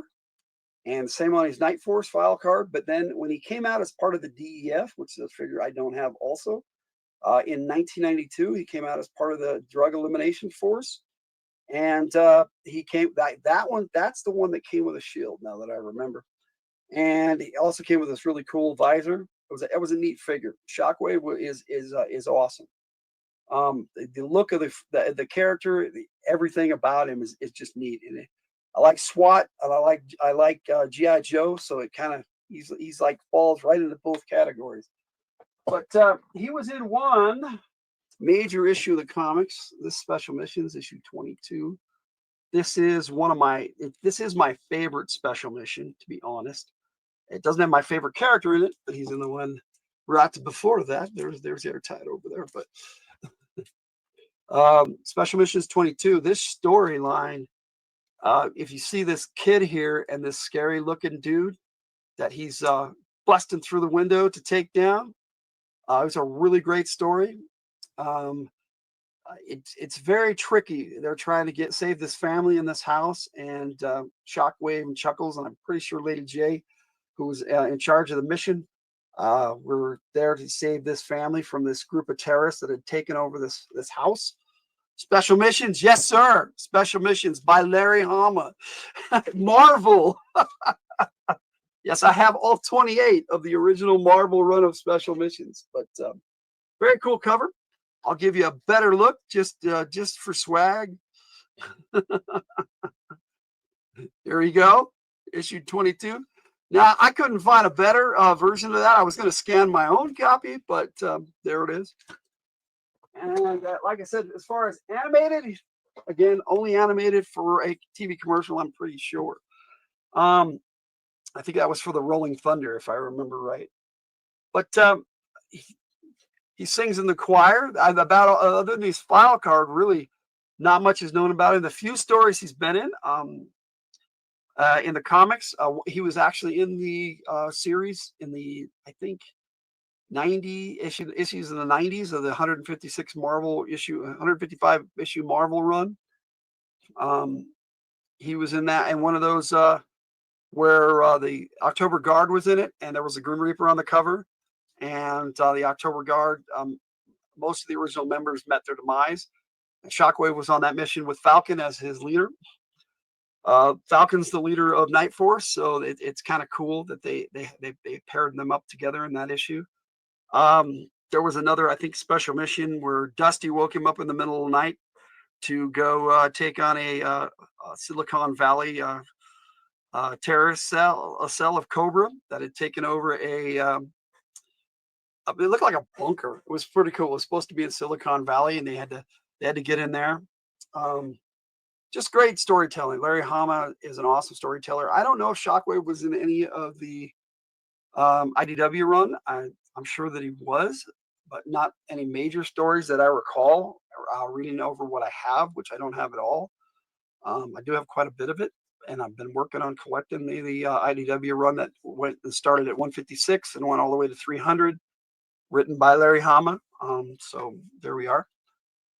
As far as I'm concerned, that's the true canon for GI Joe. That's a super cover. It is, dude. It's one of the coolest GI Joe covers, and to have Shockwave on that cover, I had to include it in this video for the character Shockwave. But where Shockwave sits in my standings, he is the platoon sergeant for Night Force. It serves right with Lieutenant Falcon. He's Lieutenant Falcon's number 2 guy. So second in command of the Night Force. That's just the way I see it. On his DEF file card, he is a rank E7, and then when later on they show that he came with the Night Force again in a convention exclusive, and he's always been right there with Falcon whenever they've done Night Force stuff. And Falcon, Shockwave, and that's the leaders of whoever they team up with them on Night Force. And there have been a lot of Night Force members, and I'm going to be taking a look at Night Force next month. I do not have any vintage examples. If I can pick some up before here and there, which is not likely because they're pretty expensive, I will. But I do have all the Night Force for the classified series, with 2 exceptions, and they are it's a one box set of Lieutenant Falcon and Coral, which that's the only place Coral is in the line. And if I can pick that up, I will, so I can present the entire Night Force team that is available right now. But I do have the rest, and I'll be showing those off, including Shockwave again. But for the most part, I'm going to be just talking about the team Night Force, which, other than showing off the figures and all the stuff, not going to have much to say on that, because Night Force, they didn't feature them in the comic book, and they never had a cartoon, which would have been cool. Just a Night Force cartoon, a Tiger Force cartoon, just a one-off movie or a 5-part miniseries. That would have been awesome. But like I said, for me, he's the platoon sergeant of Night Force, and is a very important character to Night Force as a whole. So I wanted to. I'm kind of glad that I'm featuring Night Force next month and him this month, so I can talk about him back to back. So that's going to be a lot of fun. Got super cover, yes. Okay, now I don't have any more to say on Shockwave, but I do again want to salute our veterans and thank you all so much for all that you do. I'm not a big one for saying thank you for your service without meaning it. So I mean it. Thank you for your service. I don't go around saying that all the time. I'm not what you would call a flag waver. I am patriotic, but I don't have a flag on my house. That's not something I do, even for 4th of July or Memorial Day or Veterans Day or Armed Forces Day. There's quite a few days on the calendar that celebrate our armed forces. So for those of you who are, congrats, and thank you for that too, because we need to show them all the respect that they have earned. Now, I'm not necessarily talking about individuals, because not all individuals in the military are good, but as a whole, our armed forces should be respected and appreciated, because they protect us from all else. If we did a flag, we'd want to do it properly, and it's actually a lot of work to do. Yes, because we would take care of it. We would put it up every morning. We would take it down at night, and we'd fold it up.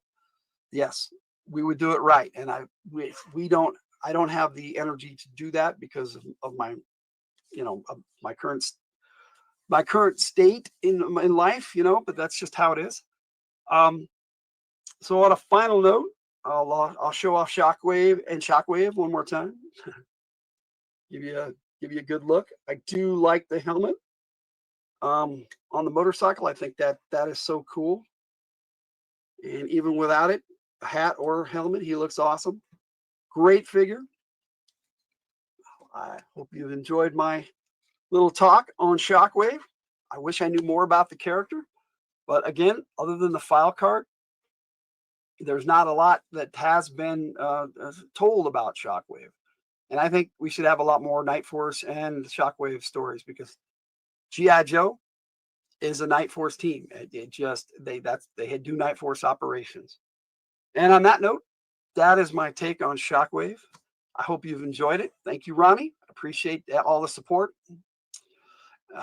I do. I appreciate the support, brother. And we all do what we can, and that's all we can do in this world. Now, I have his file card, which I will play for you, which is, I put it in song form. So I hope you enjoy that. And then I have a little bit more at the end for you. But on that note, thank you for joining me, and Logan out. If I can have everything set up properly, that'd be nice. Take it easy. Yo, Joe.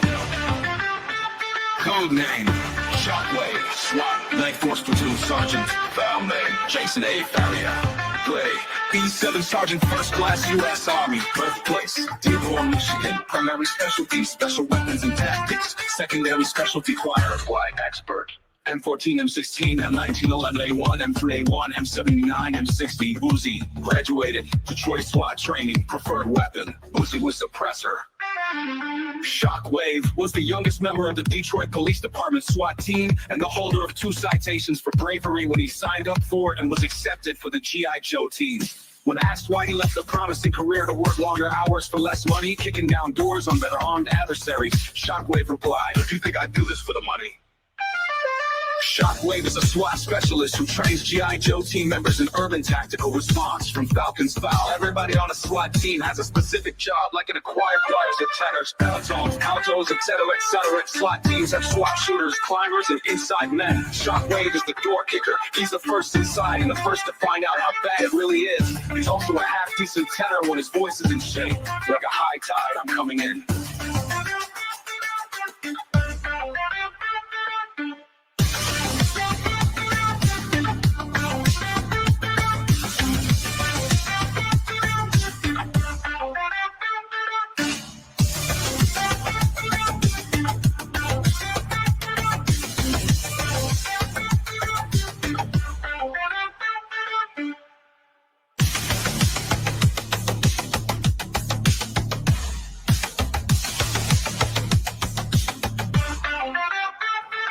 I'm just gonna let this play as we move right on into Night Force. And then after that video, a little over an hour, I'll come on and we'll talk more.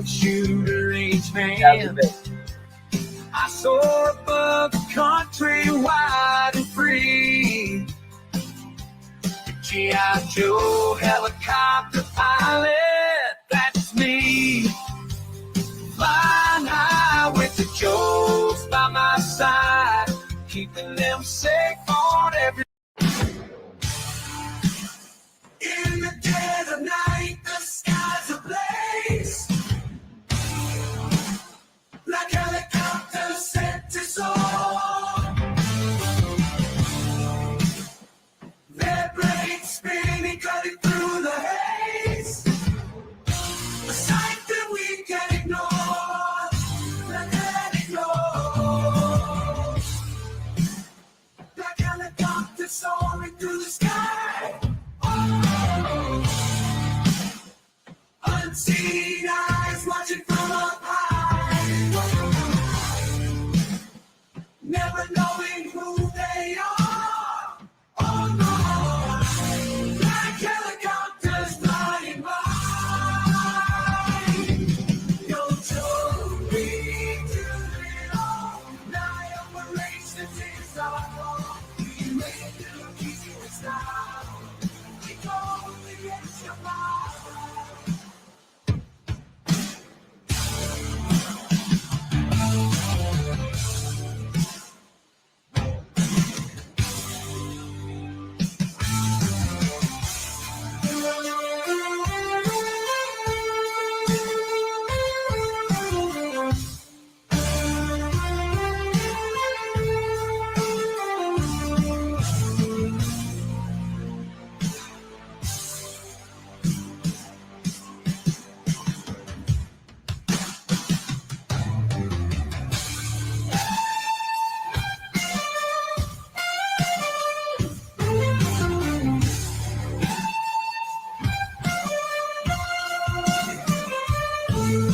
In the dead of night, a thunder in the sky, a squadron of darkness, the mission to fly. Midnight wings, they soar through the night, defending our freedom with all of their might. Midnight wings, fearlessly they roll, silent but deadly, they strike with precision. Through the clouds they climb, fulfilling their mission. Wings of liberty, racing through the dark, guarding our skies, leaving their power. No joy, we do it all. Night operations is our goal. We make it look easy with style. We go the extra mile.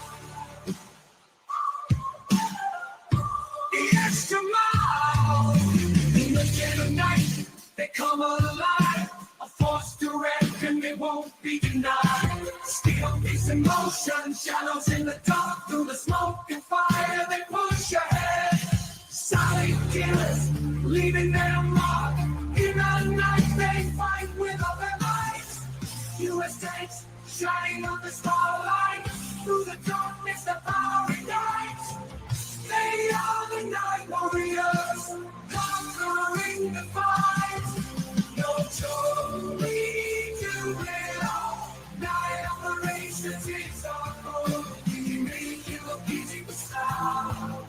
We go the extra mile.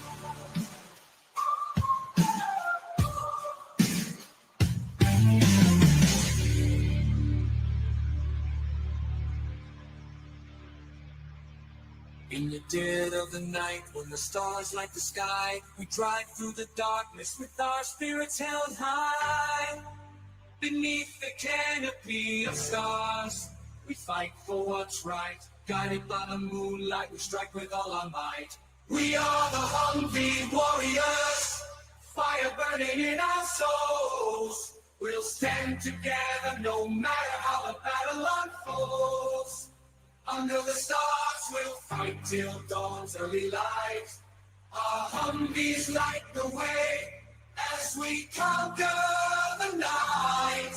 Yo, Joe, we do it all. We do it all. Night operations is our goal. We make it look easy with style. We go the extra mile.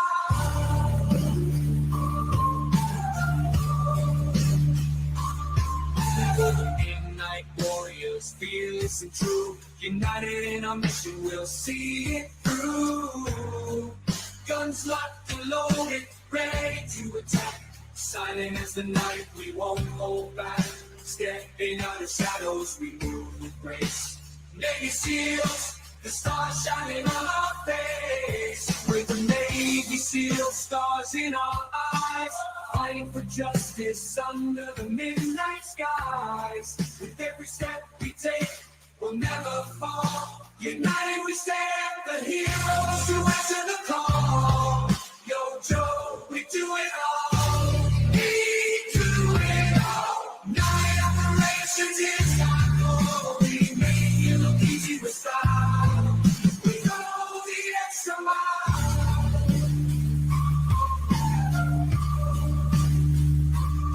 The skyward flight, black helicopters flying by, cutting our skies, leaving their mark on midnight wings. Out of the rain, the fight, night warriors, oh yeah. We are the hungry warriors, oh how we conquer the night. We're the Navy SEALs, stars in our eyes.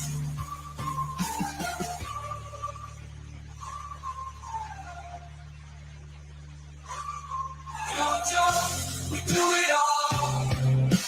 Night operations is our goal. We make it look easy with style. We go the extra mile.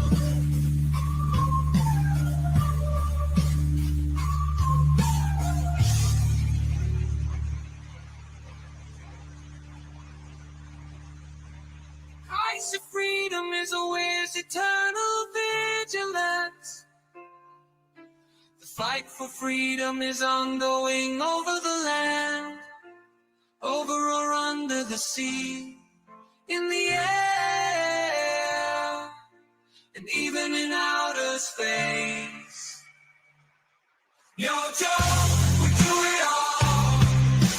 Night operations is our goal. We make it look easy with style.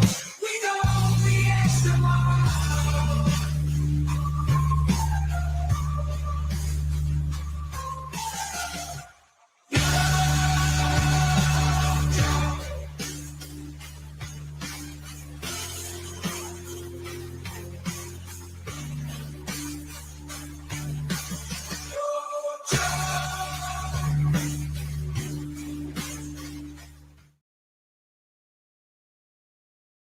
Good night, everyone. Happy birthday to my sister Margot. Mama Sins, she's Sin's mom. Saying happy birthday to her, and shout out to all the veterans one more time. Good night, and hey, Victor, and hi, Adam. We'll see you next time on Joe Takes.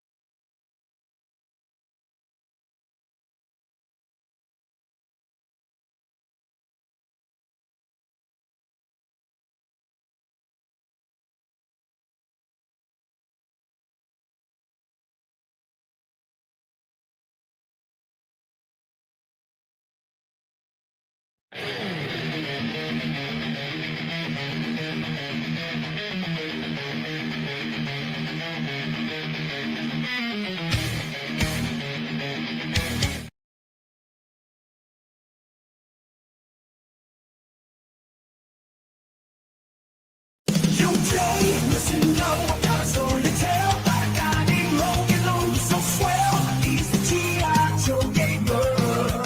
Cool and weird, talking up his characters, heroes and villains at midnight we shout. Yo, Joe, or Cobra, talking up Joe T and a Cobra tie. Joe's got fake guys, a silent ninja in black. Quick with his swords, he'll give you a heart attack. Then there's Tooth the leader, so bold, gung-ho, always ready to fight and make those cameos. And we can't forget about Scarlet, the ultimate girl power. A fierce warrior, she'll make her enemies cower. Cobra's got Destro, supply the weapons, Cobra command, plots and schemes, to rule the world in his dreams. Santana is never what he seems, and Baronet spots that black leather outfit, shoots a quick and slip out the back of the bed. Yo, Joe, Cobra, oh. Logan's here to give his G.I. Joe taste. Oh, yeah, Yo, Joe, Cobra. Cobra got the characters, it's a G.I. Joe thing.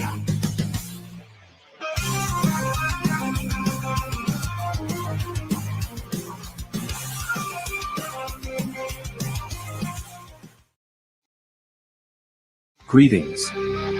From the Hilt cautions that this program may contain mature content that includes adult language, sexual innuendos, and other some such content. Sam Nolike warns that it could get a bit funky fresh up in here with the best community on YouTube. Please enjoy the show. Greetings, I'm Christopher Logan Hilt, the G.I. Joe Gamer.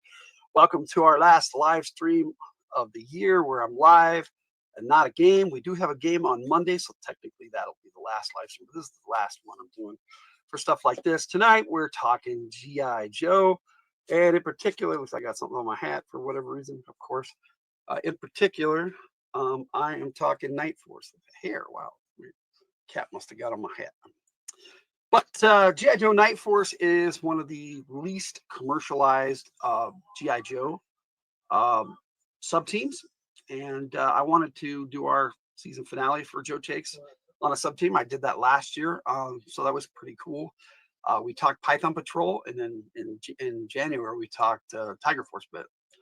Next month, I'm talking, I'm going to look at the Techno Viper and the HMS, which is the Heat Missile System. So, and Heat stands for High Explosive Anti-Tank.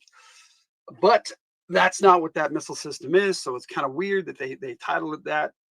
But I will look it up and see if it has a different acronym. But that's what Heat normally stands for. Where there was Heat Viper, and that was what his acronym stands for.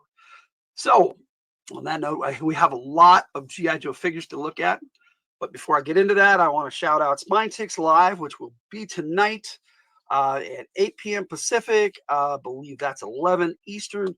And for me, that'll be 9 o'clock Mountain Time. But the link should be in the description for Spine Ticks Live. If it's not, check it out. Just search it, and Spine Ticks Live. Great show. We'll be looking at comics and talking all sorts of entertainment and good stuff. And we got half-hour shout-outs at the beginning of the show. It's always awesome. And our host, Sith Lordly, fantastic host, and so check out us and me and my fellow GI Joe live stream bros on Spine Ticks, my Spine Ticks bros, and the Tiger will actually be joining us on that one too.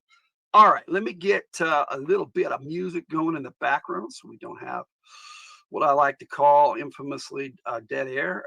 If I go to the right section. So I've got some here, but I'm going to turn it down first. And we'll just hang out and talk some GI Joe because there's not a lot of info on these figures, on this sub team, I should say, on some of the figures. Hey, we got a Sydney Cat in the house and a Cool Gamer. Hey, Cool Gamer, you were the first one in, buddy. I forgot to shout you out, but there you are saying hi, and I appreciate you joining us. We got a Sydney Cat. Happy Friday to you, but it's Saturday, so happy Saturday, Sydney Cat. That's okay. Every day is Friday to me. Hello, Kenneth Bird. How's it going? We got a Jess Laws in the house. Yes. Oh, what? Yeah, I told you I was going to be live today. I did. And we'll be live on Monday, and Jess Laws will be gaming with us in our New Year's Eve game, which we'll be playing, or you're going to be actually using AD&D 2nd Edition rules probably for the last time on my channel because Lenharo just works so much better, at least in my opinion. Everybody saying hi? No, don't worry. Don't worry, Sydney Cat. Every day is Friday to me, so I get it. I want it to.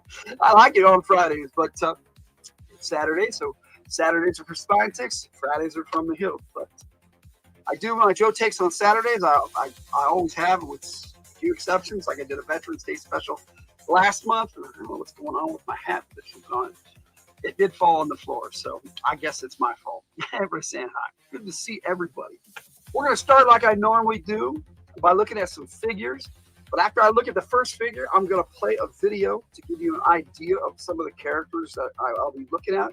Now, here's the weird thing about Night Force. It's all good. It's all good. Night Force, the original vintage figures, I don't have any of them. I don't have a single Night Force figure. I did not collect them as a teenager. And as an adult collector, they're too expensive. Hey, Bud Files, good to see you. Because I'm by myself, I probably won't be shouting you out in the chat much, but I will shout you out live. So it does feel like Friday. It does. It does. It really does. I'm like, is it really Saturday already? But yes, because we had our premiere last night. Our topic take number 2, Galaxy Rangers was on last night. So I hope you guys caught that. But I'm going to look at the only one that I do not have a classified figure of. That was a 25th anniversary line. Was actually part of the 50th anniversary, but it's still that series of figures where they're in that style. Yeah, he can't hold his gun properly, but they did get his gun, the right gun for Outback. Now, Outback is the only one. The reason why I'm doing him separate. He's the only one that has come out, and they made him a Tiger Force figure instead of Night Force. I know it was an homage to the European Tiger Force Outback, but it's all good. I do have this Tiger Force version of Outback, which came in a 3-pack with Falcon Shooter, and I'll be showing those figures off in a little bit. You didn't see it. It was a premiere video. It was a premiere last night, Jess. And I was there in the chat with a bunch of people, and you weren't there. And no, it's all good, Jess. Because we're going to see you on Monday, and we're seeing you today. And I'm sure you're going to be on Spine Ticks tonight. But anyway, Outback is a cool character. He's the survivalist for G.I. Joe. I don't know if you can see it there, but it does say survival on his chest. He normally has a white t-shirt, the original figure. But I love this black version of him. And he came with a crap ton of accessories, but I'm only going to show you his flak jacket vest that comes off and is hard to put back on. And then he had this big old thick backpack, which was for other figures. He actually came with a bunch of accessories that came with the G.I. Joe Retaliation Roadblock figure. That was from the movie.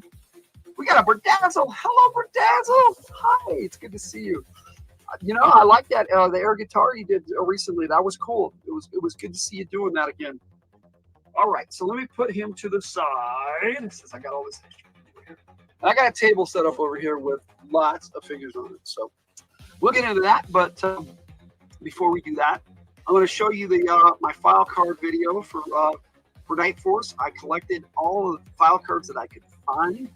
on Night Force. I may have missed some, but some of the classified figures are not included in this because they never had file cards. Now, I don't think I included Shooter, and I do have a file card of her, but I missed it in this for whatever reason. I may not have, because I put this video together yesterday really quick. But here is the G.I. Joe Night Force file card gallery from Logan.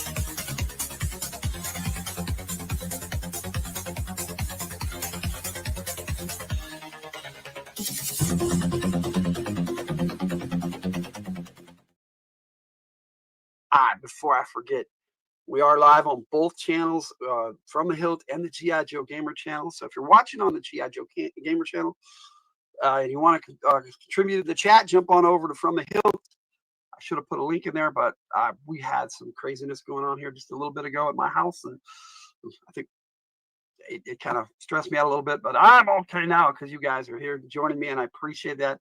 Hello, Brosith. Spine Six in the house. I just shouted out Spine Six live, so welcome, bro. It's good to see you. Probably needs more than 3 screens. And everybody live right now. I announced this video over a month ago. Now, I did move the goalpost and changed it from one Saturday to another, but that was weeks ago. And our poor Luna, you can hear her in the background and see her there on camera. She's in heat right now, so she's having all sorts of fits and not being too nice, as you can see. But we love her anyway, even when she's like this, but because she can't help it. All right, so let's look at some figures. I'm going to do this a little differently because I want to do some comparisons as I look.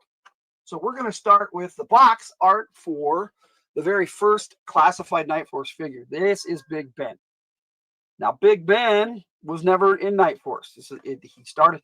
They made him calm down. Oh, okay, all right. I'm calm. Yeah, I'm calm. It's all good. Thank you, Jess. Jerry made a new cat pal on our walk, and they are playing together through the gate. That's cool.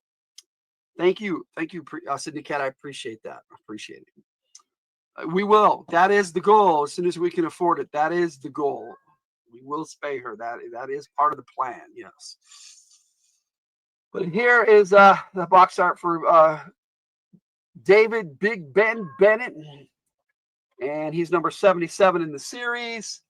And there is stuff on the back. I don't know why this gas mask is really cool, and it's actually a head that you replace the heads. It's a bonus head.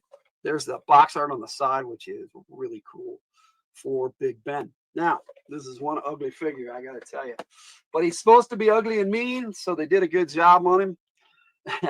Did you film it? That would be cool. Yes, that would be cool, Seth, if you filmed it. But here's Big Ben. Now, I'm not going to do a deep dive into all these figures because we got a lot to look at. It comes with a sidearm and suppressor, and he comes with a standard machine gun. He also came with some other stuff. But like I said, I'm going to show that off when I do a Big Ben video, when they actually release him in the general release, because they still haven't. He's still only Night Force, and I believe he was exclusive on Hasbro Pulse. You were going to, but the cat made like it was going to attack Jerry, so I picked him up and later went back to check on the cat, and it was super affectionate and let me pet it. Well, that's cool. That's very cool. Now, Big Ben is the only British G.I. Joe, and well, in the American team. When they were European missions, they were all from different European countries and stuff. But in the standard G.I. Joe American version, Big Ben was like an exchange soldier, staff sergeant from the SAS, the Special Air Service, which is Britain's special forces, some of the best special forces in the world, I might add. And so this is a really cool figure, and I'm glad they added him to Night Force. But the problem with the classified Night Force is they haven't done a lot of the original. There was like, I think 12 Night. We'll be looking at all of them. I have yojo.com up, and when I start talking about the team of Night Force, we'll look at all those pictures and all the members of Night Force ever, with the exception of classified. That's why we're doing this now. Maybe it will happen again. Yeah, maybe. Hey, Superior Cyber Godzilla. Hey, buddy, it's good to see you. Glad you joined us today. All right, now I picked up that 3-pack I was telling you about with Outback and Falcon, and here is Shooter from that set. And there's a reason why I'm looking at Shooter next, and we'll talk about that in just a second. Now, Shooter came with a pistol, which for some reason I have misplaced it. It's not in the holster. But this case has a take apart sniper rifle, which is pretty cool. But the case doesn't ever seal up right, so I think I've tried to put everything in there differently, but as you can see, there's just this little gap that just will not close on it. It pops closed and then pops right open. So I think mine just was defective, because when you get it initially, it comes spread out, and I'm not going to do that because it's hard as hell to put back together. But if I ever do a video on Shooter, I will take a look at all of these accessories. This is like I said, this is just for the whole team, and we're just looking at the figures right now. But anyway, I thought this was a cool figure, and I love the fact that they have their names on the 25th anniversary, 50th anniversary. I call them the modern line, but now it's like the millennial line. Maybe is a better name for it. And she just won't stay on this battle stand. Yeah, that was the other thing. The plastic was softer, and they were still learning how to make it work. And I don't think they've succeeded with the classified line. So let me get her out of the way, and then we'll take a look at the box art for Shooter. Very cool figure. I do like this version of Jody Shooter Craig. Now, it's so weird how they do some of their names on the boxes, but not all of them. And they don't give you a file card, so that's the only way you get to know their names, is if they put them on with their code name in the middle. Shooter is her code name, and then of course you have the box art on the side, which is really good for her. I really like this figure, and Shooter was a character made because in the G.I. Joe #1, the very first Marvel comic book, they had a list of all the Joes on the computer I think on the first or second page. I think it was the first page. And they had a list of all the Joes. And at the very end, covered up was a silhouette of a character that said Shooter. But at the time, Jim Shooter was the editor-in-chief of Marvel Comics. And I think that was kind of like an homage to him. But later on, they turned her into a character. Larry Hama did. And that's pretty cool. Probably because of all the who's Shooter talk. Shooter was not a character, but she became a character, which is neat. All right, so then we got Tunnel Rat. Now, Tunnel Rat came next in the Classified Night Force series. This is the G.I. Joe Retaliation figure. And the reason why I know that is because he comes with this really cool, Rise of Cobra, I'm sorry. He's a Rise of Cobra figure. And he wasn't listed really as a Night Force figure, but it's an homage to the Night Force, clearly. I mean, his gun even comes out of the holster. They did a pretty good job with these millennial figures, or modern 25th anniversary style figures. And he just came with a simple gun and a decent figure. Not bad at all, But take a look at the box art for the classified version. Tunnel Rat. Now I have a dedicated video for Tunnel Rat, so you check that out. And I should have music in the background because that's how I normally room. So get some going. Anyway, here is Tunnel Rat, and now his name is Nicky Lee, and his face was originally patterned after Larry Hama. Now, I think they did a better job of making him look like Larry Hama with this Night Force figure than they did the standard release. He's number 107 in the series. And there he is. There's the stuff on the back, all his accessories, and what they chose to feature, the Night Force logo, all that good stuff. And then the cool artwork on the box, which is different from the other Tunnel Rat, the regular release. Now, check out the regular release. My other video, then he's on there on that, and I look at both figures, all my Tunnel Rat figures actually. So just check that video out as I'm dropping everything. Of course, what kind of Joe Takes would it be if I wasn't dropping stuff? All right, let's see. Stupid Peacock tried to start shit with Maisie. She was freaked out because he cornered her. Also got within reaching distance. Tried to pull out an old feather that never dropped, but slipped from my grip. Oh. Peacock feather. You know, if he stays around your yard, you're going to get him. But here's the classified version of Tunnel Rat, which is a great figure, and it does have a bipod for standing the gun up for dynamic poses. He comes with a knife that comes out. Like I said, I really did a deep dive into this character in his own video a few months ago. So check out my Tunnel Rat from the Hilt video. So there's Tunnel Rat.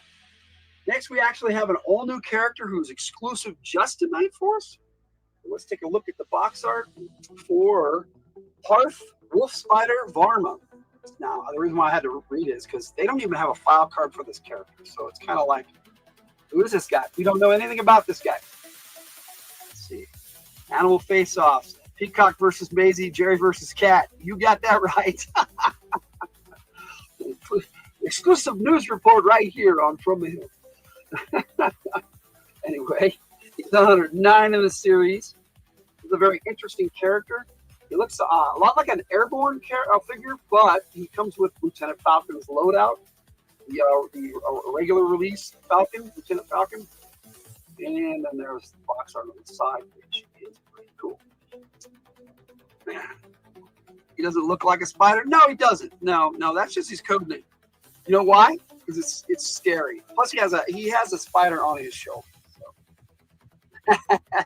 So. All right. So yes, he comes with night vision goggles, which I thought was weird because he comes with a loadout on his helmet that you can pop down, and it's in the goggles. These are Starlight Scope goggles. So the green vision instead of the infrared. I think that's a better loadout. I don't know why they it also included. You have to take his head off to replace the helmet, and it wasn't easy to put this helmet on this figure. So if you get a Wolf Spider figure, remember that. And he came with Falcon's shotgun, and I do like the way the stock moves, but it just comes apart really easy. And I just leave it like that most of the time. But a cool shotgun. And then he comes with the Falcon backpack, and the knife does come out of the backpack there. And he's got his pistol. Pretty interesting character. I wish we had a file card so we knew more about him. Just telling us what he can do does not tell us about the character. All right, that's going to take us to one of the OG Night Force. I do have a figure of him. Again, not listed as Night Force, but this is clearly the Night Force version of Shockwave, even though they called him Shock Blast for whatever reason. I don't know. It's just what they called him, Shock Blast. That was and maybe they lost the rights to the codename Shockwave, but they were using him for Transformers, so I don't know. Because there's a Transformer Shockwave also. Wish you had different heads to change out. There is a story about that, where the lady has all these different heads she changes, like her outfits. It was just kind of weird. I don't remember what that's called. But I do remember, oh yeah, these modern figures that came out in the early 2000s and the 2000 teens have the peg holes in different spots, so I always have to find out where they are. you know, they started putting them, and his leg just came right off. Wow. I'm going to have to fix that. Oh, he just pops back on. But, you know, I'm just going to have to figure out what's going on with that. That was interesting. And on camera, too. That's cool. All right. I do have the Shockwave that came with the Night Pursuit motorcycle, which is just a black and gray Ram, which is awesome. Now, he comes with a motorcycle helmet, not a swappable head. So we're going to take a look at what this looks like on some of the other Night Force figures here in a bit to see if it works. But that's Shockwave. And like I said, I had a dedicated video for him last month for Veterans Day specials. So please check out Shockwave from the hilt so you can get more information on this particular character. Now, I'll look at the box art, but I have to move some stuff to do that because there's not a lot of room on this table compared to this boring box art on the front. And you got his number 127 in the series, tells you all his stuff, which doesn't really help much. Looks cool on the back. You got a pretty cool picture there of him on the bike and using the drone that he came with. He came with Firefly's drone. And then you got the cool box art on the side.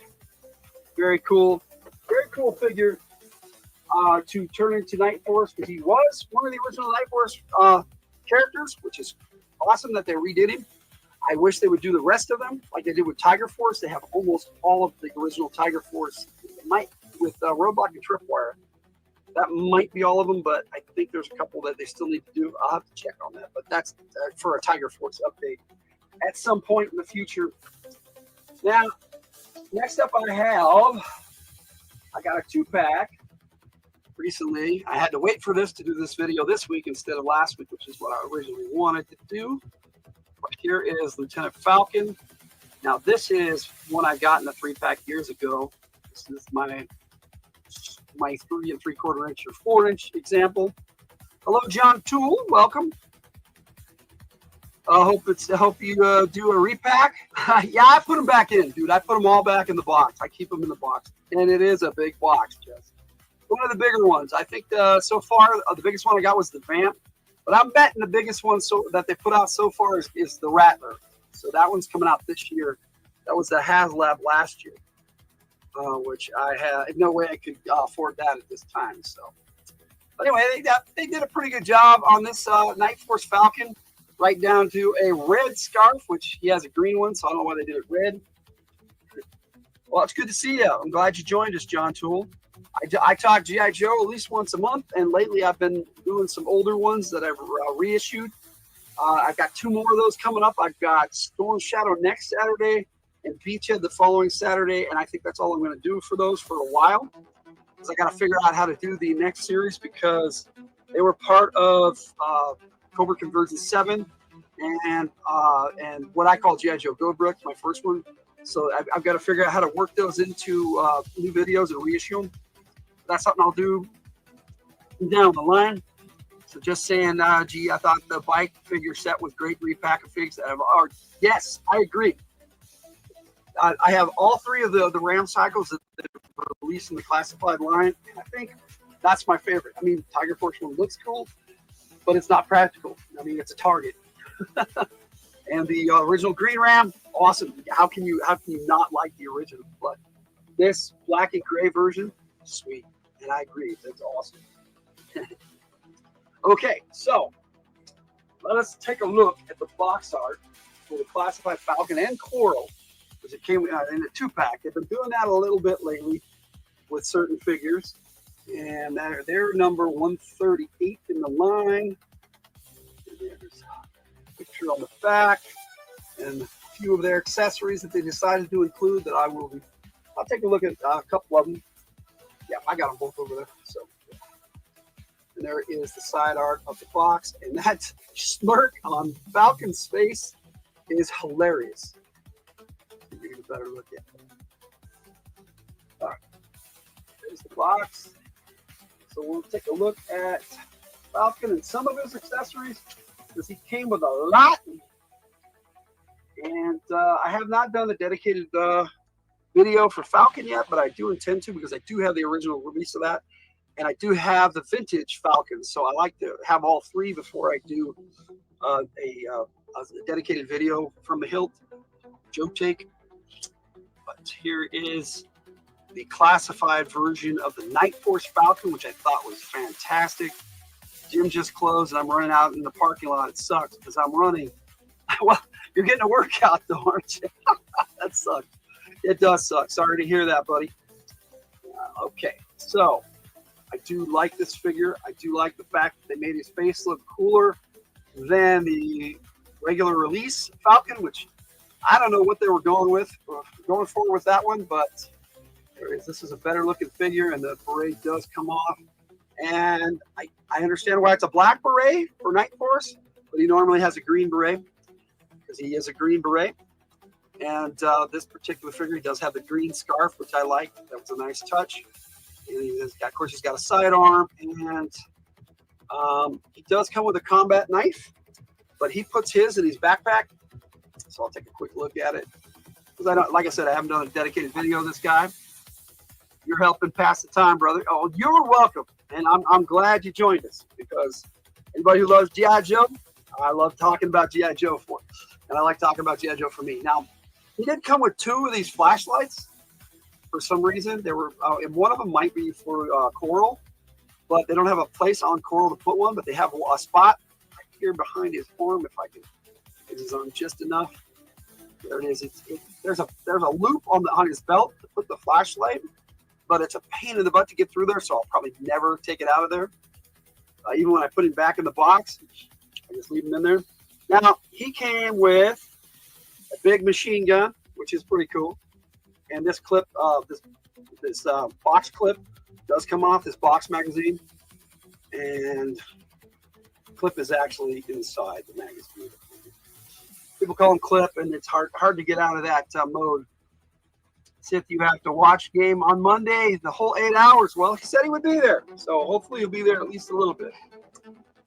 Okay, he came with another set of the night vision goggles, which actually, when if he's got his beret, where's he putting his beret when he puts on the night vision goggles?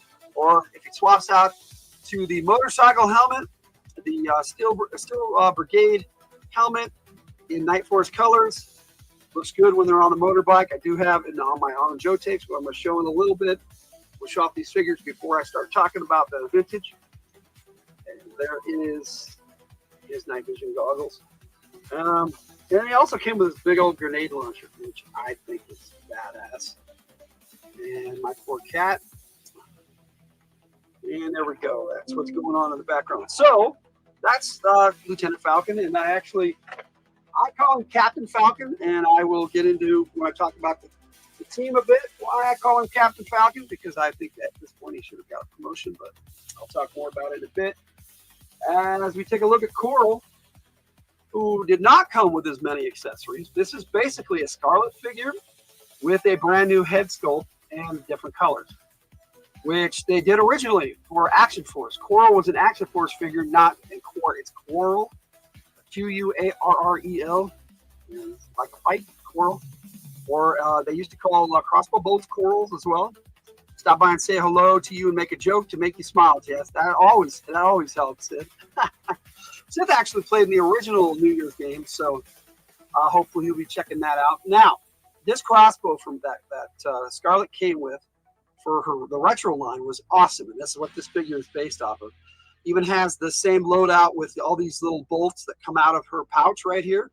And they actually snap into the crossbow, but they are easy as hell to lose. So I won't be doing that on camera, but she does have the combat knife, which every soldier should have. This pistol, they don't have a holster for, so I just shoved it in the belt. See that very well, but there you go. Just some light on it. I just shoved it in the belt because she comes with this massive 45, not a 9mm Beretta for sure. Why is she called Coral? That's what they originally called her in Action Force. They do have a file card for her, and I did not grab it for this video. I wish I had. If somebody reminds me later on, I can go grab it and we can look at it while I'm still alive. But I don't want to go more than a little over an hour tops, because we got a lot of things coming up tonight, including Spine Ticks Live later on at 8 p.m. Pacific.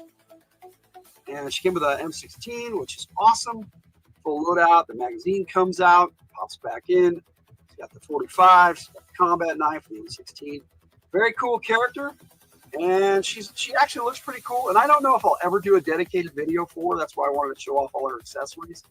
But she also has a comm link on her ear. I don't know if you can really see that, but that's pretty cool that they did that for her. And that's her version of the Joe Pro, which they kind of have been eliminated, and I don't know why, because Joe Pros were pretty cool. And if you don't know what I'm talking about, Tunnel Rat's got the perfect example of a Joe Pro on his shoulder.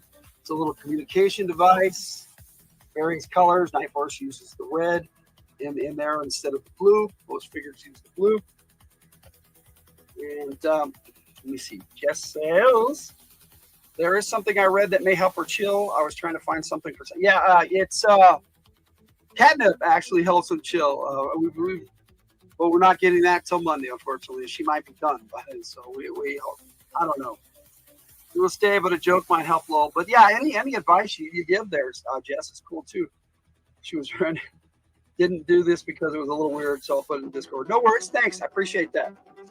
All right, now I have one more figure to look at, and on my On Joe Takes video for this, on Joe Takes 55, I had a couple of figures that are Night Force, and one of them is Gung Ho, but Gung Ho is always making it with the cameos, and he's kind of buried behind boxes up there at the moment, but he's in all my, I try to put him in all my G.I. Joe On Joe Takes, not necessarily the Cobra ones. Yeah, I know there are other various things, but I'll check it out, Jess. Thank you so much. But here's one that they overlooked that should be Night Force, and they've never put him in Night Force, and it's Lowlight, the Night Spotter. Now, Lowlight is a no-brainer for the Night Force, and this is not the first time Hasbro has done this. They start a sub-team and don't put the dedicated soldier for that sub-team on the sub-team. It just seems dumb to me that they do that. I don't know why they do that, but they do. Now, Lowlight came with this full loadout. I'm only going to show a few of these accessories because I don't need to show off that big old sniper rifle that fits in the case like the smaller one. It all comes apart, but I do have the sniper rifle in his hand, and I'll show it to you. And then he also has a small pistol and a magazine that goes in there, and a pair of goggles that stretch. It takes a bit to put them on there, but they stretch and they fit on there. And that's where we're at with that. And of course, you got his kick-ass box art. And I do have a dedicated Lowlight video too, so check out Lowlight for me. Now, this figure, we'll take a quick look at him. Like I said, I have his own video, so you check that out. Comes with red goggles. And I do have another version of him, but I will be talking about that a little bit tonight. Spoiler. But he comes with a comm device on his leg that actually comes out like a radio. It looks like it's an electronic device of some sort, not just a cell phone. Looks like you can do a lot more with it. And that pistol that it comes with is cool.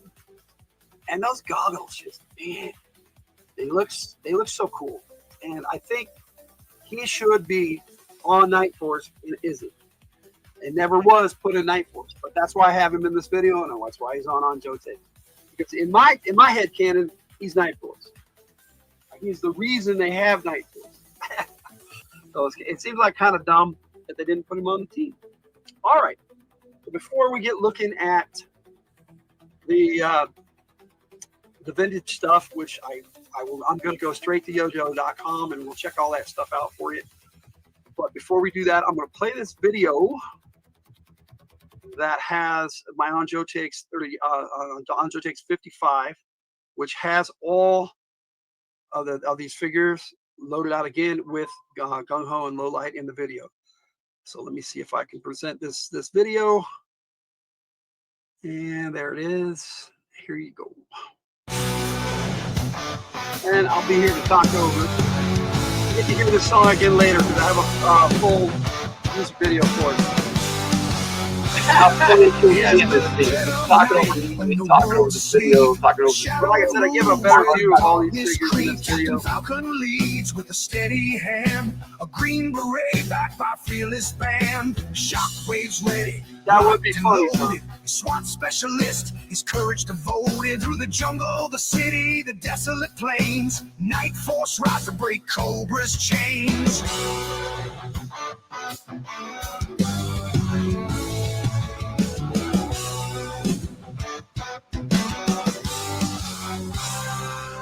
Night Force, silent, strong and bold, fighting terror in the moonlight cold. Falcon and Shockwave too. They'll stop at nothing to see this through. Night Force, darkness is their friend. They fight for freedom to the bitter end. When night's cold screams and Cobra trouble, they'll be there on the double.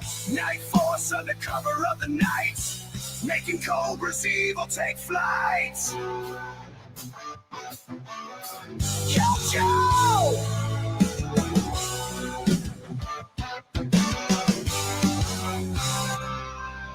Cobra schemes are vile and cruel, but the Night Force plays by the nighttime rule. Laser sights pierce the midnight haze. The fight ignites in a fiery blaze. They move like shadows, no trace behind, stealing Cobra secrets, blowing their mind. Explosions of metal and the thunder of boots. Every mission's a battle, and Cobra uproots. For me, those are the two leaders of Night Force now, but I'll talk about that in a bit.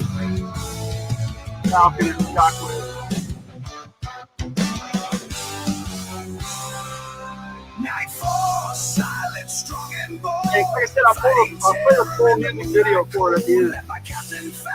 Sign off. They'll stop at nothing to see this through. Night Force, darkness is their friend. They fight for freedom till the bitter end. When night's cold scream sends Cobra trouble, they'll be there on the double. Night Force under cover of the night, making Cobra's evil take flight.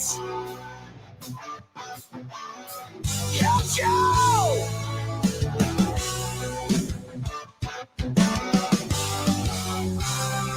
In the still of night, when hope runs thin, they'll strike in the shadows to let the light back in. It is AI. Yes, I'm sorry. I missed that part of the question, John. It is an AI song, but I did write it. So, well, I wrote most of it. I used ChatGPT to give me structure and take my thoughts and put them into a song format. And then I edit it and make it sound the way I want.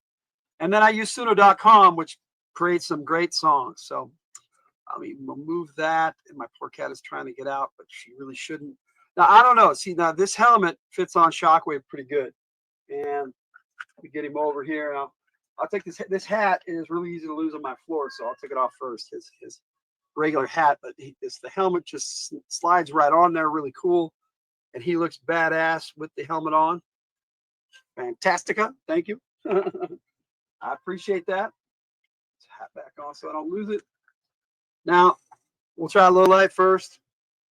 No, the helmet does not fit on low light. So we have the dedicated helmet heads that we can use to swap out heads, which is pretty cool.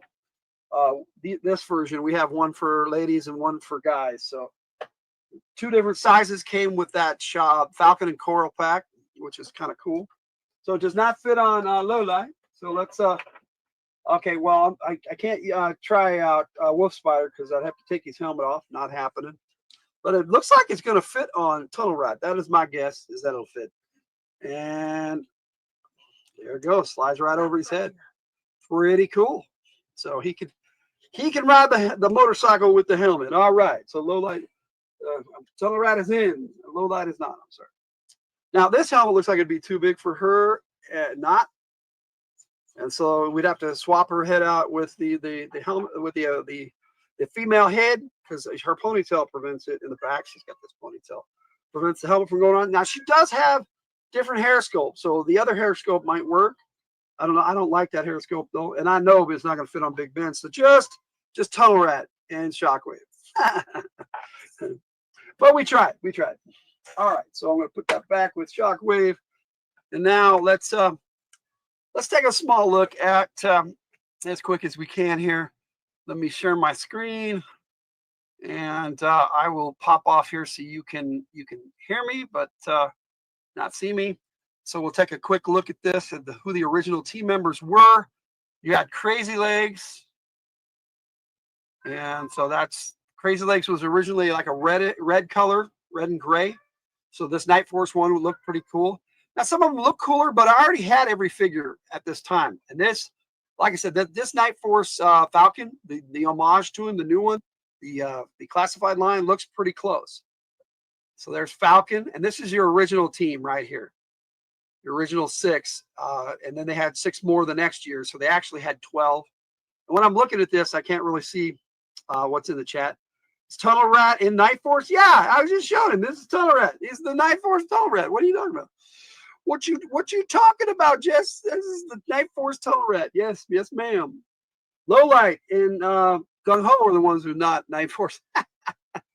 But anyway, Outback, like I said, it was one of the originals, but he looked completely different. They don't have anything like that. Let's see here. Psych Out. And then they had Sneak Peek. Like I said, I have all these figures vintage, just not the Night Force ones. And at the time, it was like, why should I buy another figure when I already got one just because it's a different color? And I wish I had because they're so cool looking. But let's go on to the, that was 1988. In 1989, they came out with Charbroil, which all these figures came out the year before that they were released as Night Force. So all these figures actually came out in 88, the first year of Night Force. But the very next year in 1989, they brought them out as Night Force figures. So there's the Charbroil one, and I actually like the original Charbroil better. Now, some of these, like Lightfoot, looks a lot better as a Night Force figure. And he was the explosive expert there. Then you had Muskrat, and it's hard to say the Night Force Muskrat versus the original, which is all green, the dark green. It's a really cool looking figure. Let's see if I have any comments. So I can't see your comments when I'm over there looking on yojo.com. Don't know anything about these people, even though I've been watching these premieres and stuff. No worries, Jess. This is how you learn. We learn together. We talk about stuff together. Repeater was a very cool figure, but I do dig this Night Force loadout, the colors and everything. It was the same figure, just redone, and they were Toys R Us exclusives originally. So yeah, this Shockwave figure looked really cool, but the other one was, he's blue and looked awesome with this computer style camouflage, very electronic camouflage, very cool. Here's the Spearhead, and his Bobcat Max was originally orange, a dark, like rusty colored orange. But this here Bobcat is black, so it's not Max. It's a different one, unless he names all his Bobcats Max, which is a possibility, I suppose. Geralt of Rivia named, and from The Witcher 3 names all his horses Roach. So Muskrat, love that song. I do too. Muskrat Love, it's a great song. But we're talking about the character Muskrat from G.I. Joe. All right, let me see here. We got Crosshair in 2003, and this was released as a 3-pack. It's a carded in a 2-pack with Nunchuck. I don't have either of these characters, but they had the Night Force logo, so they were marketed as Night Force figures. And there's the Nunchuck. And I'll look at the other one afterwards, and we'll see what he was doing in Night Force. This is a Duke, a version of Duke that became Night Force in 2003, carded in a 2-pack with Pit Viper. But it looks like he was carded as Night Force. Let's see if they have anything down here that says so. Yeah, maybe on the file card, but not something I want to get into at the moment. Okay, no comments yet. In 2004, they brought out this, I'm pretty sure it was a Toys R Us exclusive. Yeah, there it is. It came with Action Man, Beachhead, Flint, Roadblock, Short Fuse, and Tunnel Rat. And it was a big Night Force set. And Toys R Us like to do these Night Force exclusives, apparently. And they have some cool figures, and I don't have any of them. I have this figure and the Flint figure that they look almost the same, that came with the a Moray Hydrofoil, which is my only version of the original classic Cobra Moray. That came with a Lampreys figure, but they came with Flint and Beachhead. Now the Flint looks way different, but this is a cool looking Flint. All right, so let's see who else was in Night Force. Hey, Cool Gamer, still hanging with us. That's cool. I won't be on here that too much longer because We got other people, and got spine ticks coming up, and I need to clean up in between here. The roadblock, that really doesn't look like a roadblock figure, but it does look kind of cool. Maybe it's just the picture and the lighting. And then we had Short Fuse. This is a cool looking version of Short Fuse.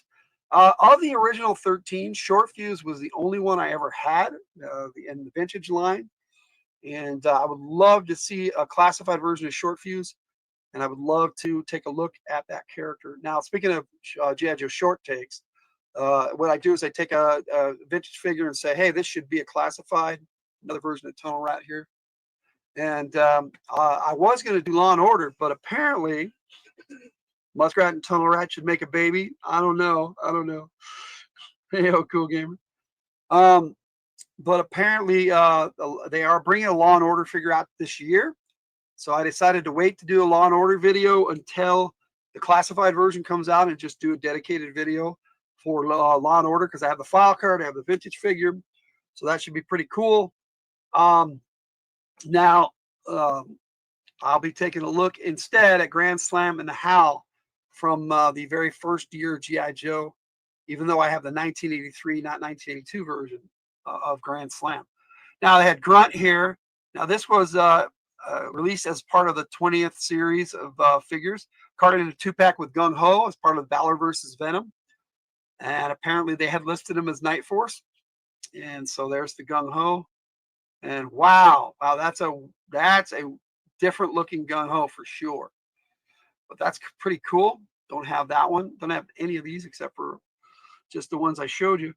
Is Tiger going to be on Spine Ticks tonight? Yes, she is, Jess. Tiger is joining us on Spine Ticks tonight. So that's going to be pretty cool. All right, let me see where I am here. Got just a few more to look at. And then we'll take a look at some of the vehicles. Now, I'm not going to go through each one. It's going to take too long if I do. But they had Charborough, Chuckles, Freestyle. I don't even know who that is. I've never seen a file card for Freestyle. Let's take a look here. She's a Night Force specialist in a 2-pack with Chuckles. She's a Night Force fighter pilot.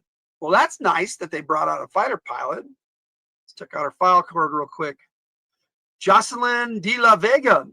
Wow. This is a character I'd never even heard of until I looked at the Night Force stuff here tonight with you guys. I'm going to have to snatch that file card up and make it part of my file card collection.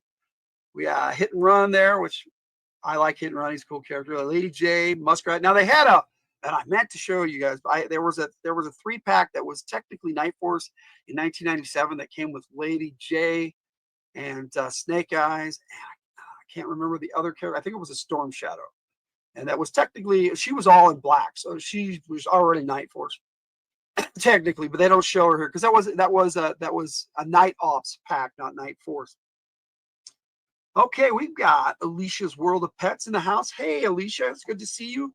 Let me pop up here to say hello. Hi, welcome. We're talking some G.I. Joe Night Force tonight.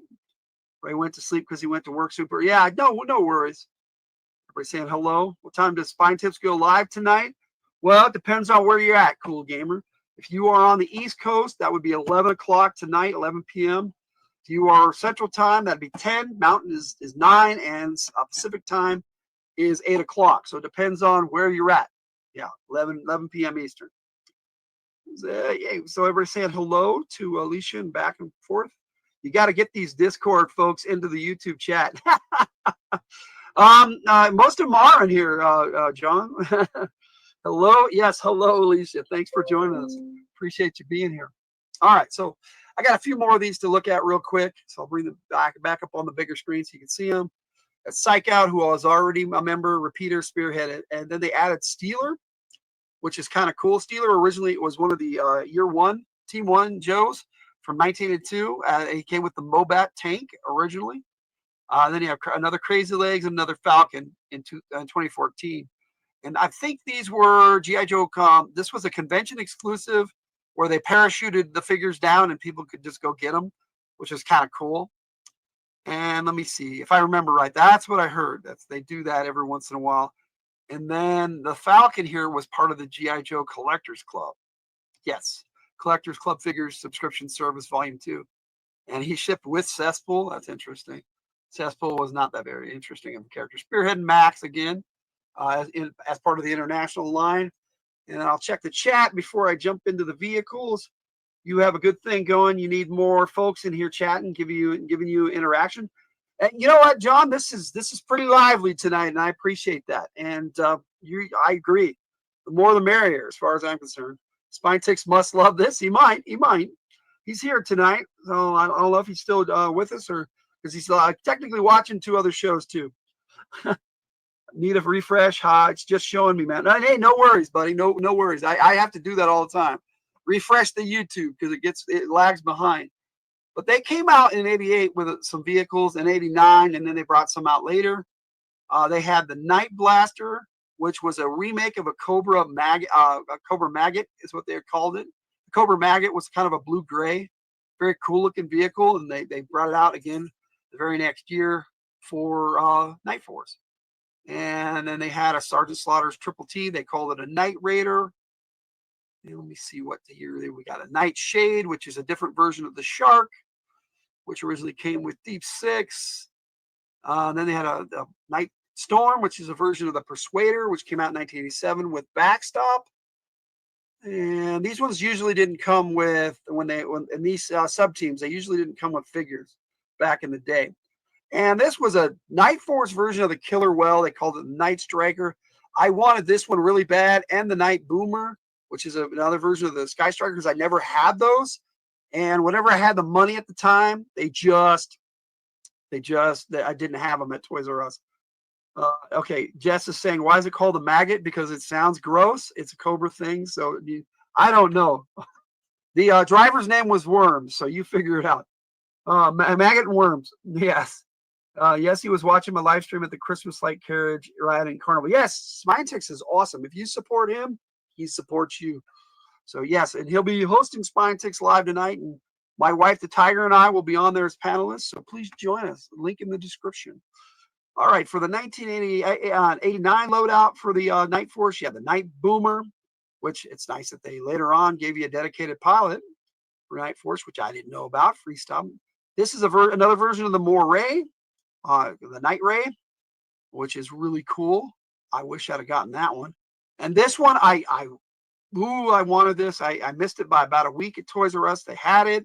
I got paid a week later when I saw it because I used to walk right past Toys R Us and check it out on the way home from to and from work. And this bad boy, I saw it and I was like, man, when I get paid, I'm coming back to get it. When I came back, naturally, was not there. Same with the Whale and the one time with the Night Boomer as well.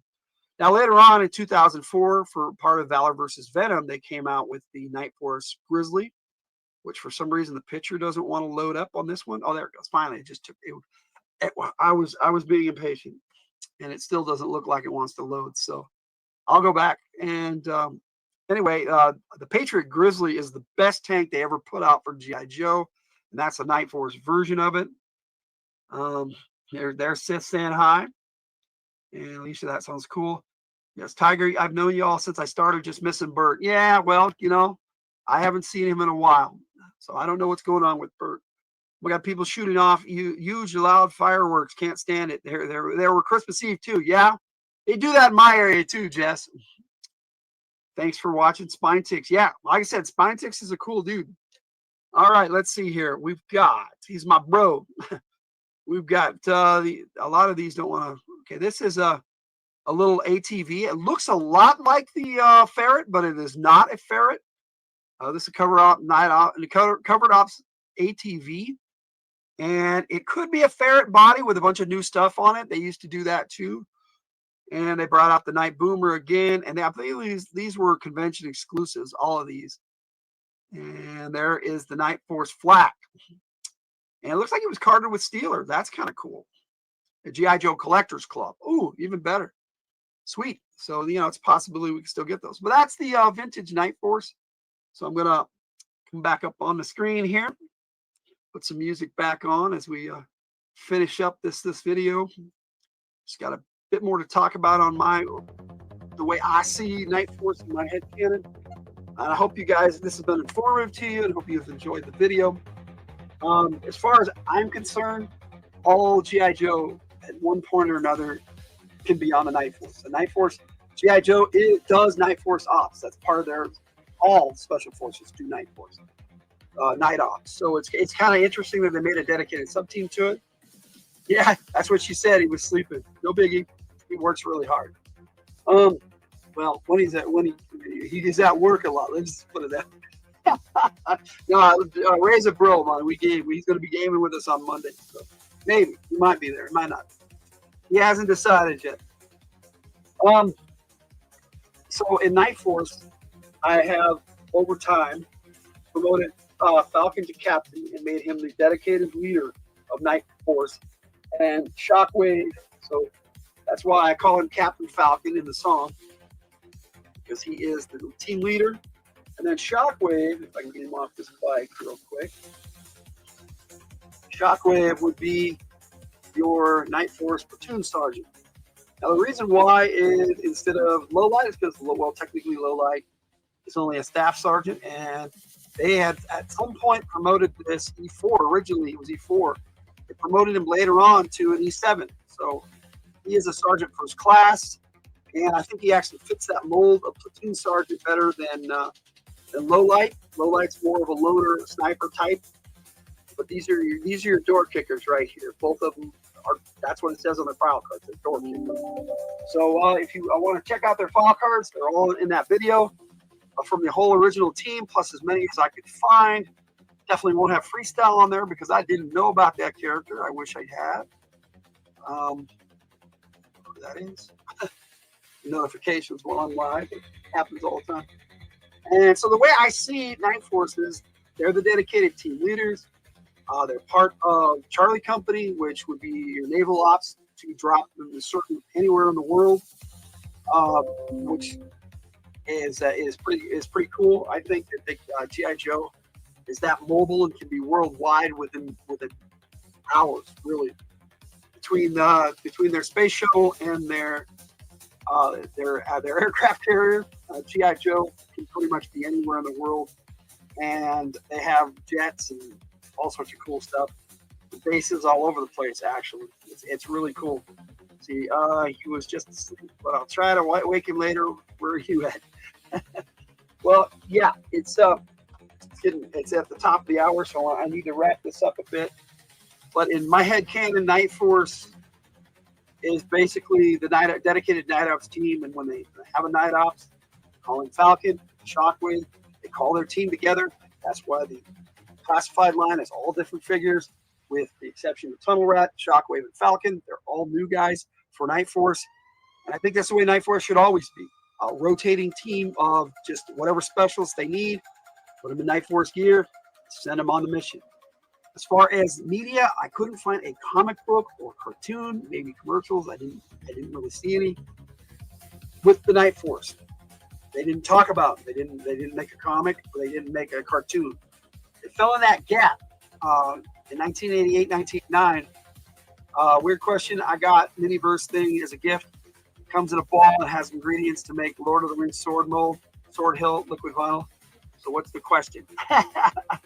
We got a tune in the house. Hello, Tranquil. Good to see you. Tranquil Unique Nature Experience. Please check her channel out. She walks with her cat Miracle in the evenings and checks out in the morning. I'm sorry. In the evening, she checks out. She got all these kittens that live on her land, and she hangs out with them at night. It's really cool. And she goes on walks and looks at all sorts of plants and flowers. She loves flowers. Check out Tune. She's awesome. Let's see here. She lived near Lakeland. I don't think I'm too far from y'all. Florida. Do they make a Joe gun versus a version of that? Of the Lord of the Rings sword? Not that I'm aware of, dude. Where you can mold it into a sword hilt. I don't think so. Not that I'm aware of. We're saying hi to Tranquil and Justice. Tranquil saying hi back. He said, okay. Sprinkle a little butter, but it's not exactly chili. Maybe a little. Sprinkle a little bit. Okay. Yeah, we've had snow and rain back and forth, and the rain will come down, melt the snow, and then it'll snow, and it'll get super cold. Super cuties. Yes, Tranquil has a lot of cute cats. If you're into cats, check out Tune. That's So as far as media is concerned, just what's on the file cards, and that is in my my file card video, which I already played. So enjoy this version of Joe Takes. So for me, that's all I have on Night Force, because there's really not much to talk about except how I see them and what's on the file cards. Which, like I said, I put all of them into that video. The most I could find. It's a crafty kind of thing. Yeah, I kind of figured, bud. That would be cool if they did stuff like that. But you know, they have all sorts of stuff that they do for G.I. Joe outside of the actual collection, the figure collection, which is mainly what I stick to. I do have some weird things like key clips and just cups and all sorts of G.I. Joe stuff that you know, it is not part of my main collection of figures, but that's how it is. Stormy weather all day, that sucks too. But you know, it's winter time. Winter is kicked in. So on that note, my friends, that's Night Force, and that's my take on Night Force. Looking out, I'll play the video, the music video for you, and I'll sign off. And thank you all for joining me. A little over an hour, I appreciate it. Thank you so much. Well, anyway, I was like, Sid the Sand. Would you do would you like Disney to acquire the G.I. Joe franchise? I don't know, Sid. It's hard to say. Paramount already has the movie rights, and I don't know. Let's see what they do with the new Transformers movie that's supposed to be G.I. Joe Transformers crossover. So let's see what they do with that, which is supposed to be out any time. I don't know if they actually finished it. We'll see. No live stream for you today. I get that. I've been not live streaming a lot lately too, so it's Christmas time, so we're all vacationing. All right, so here is my video, which is Night Force Dark Heroes. Let me turn that music off. And I hope you guys have enjoyed the video, and I'll see you on Spine Ticks tonight and on game on Monday, our New Year's Eve live game, AD&D 2E Saints of Fairmoon, episode 2. Because we did one last year, so check it out, please. Night. In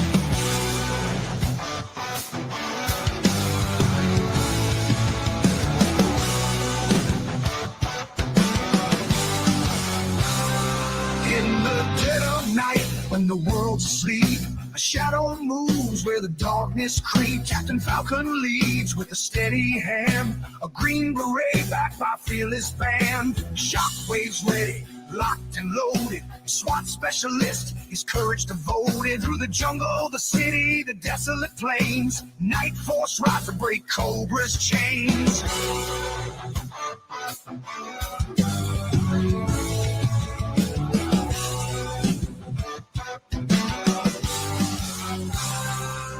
Night Force, silent, strong and bold, fighting terror in the moonlight cold. Led by Captain Falcon and Shockwave too. They'll stop at nothing to see this through. Night Force, the darkness is their friend. They fight for freedom till the bitter end. When night's cold scream sends Cobra trouble, they'll be there on the double. Night Force under cover of the night, making Cobra's evil take flight. Yo!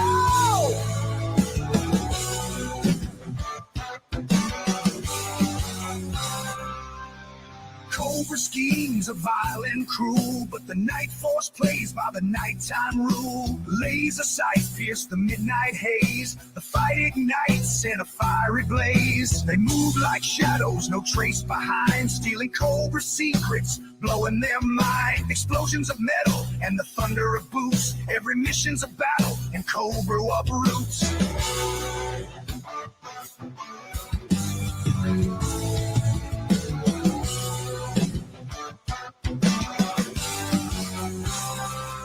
Night Force, silent, strong and bold, fighting terror in the moonlight cold. Led by Captain Falcon and Shockwave too. They'll stop at nothing to see this through. Night Force, the darkness is their friend. They fight for freedom till the bitter end. When night's cold scream sends Cobra trouble, they'll be there on the double. Night Force under cover of the night, making Cobra's evil take flight. Yo, yo!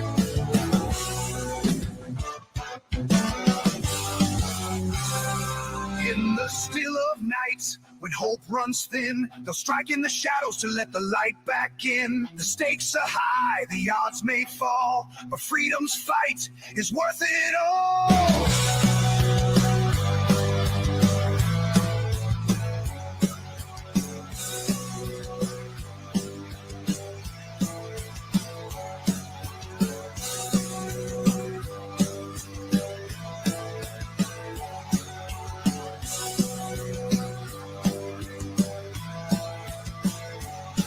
Night Force, silent, strong and bold, fighting terror in the moonlight cold. Led by Captain Falcon and Shockwave 2, they'll stop at nothing to see this through. Night Force, the darkness is their friend. They fight for freedom till the bitter end. When Night's cold scream sends Cobra trouble, they'll be there on the double.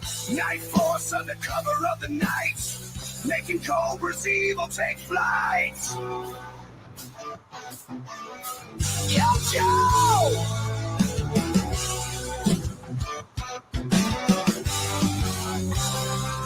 When the dawn breaks and the battle's won, Night Force fades with the rising sun. In the chopper, where heroes roam, Night Force returns to freedom's home. Yo, Joe!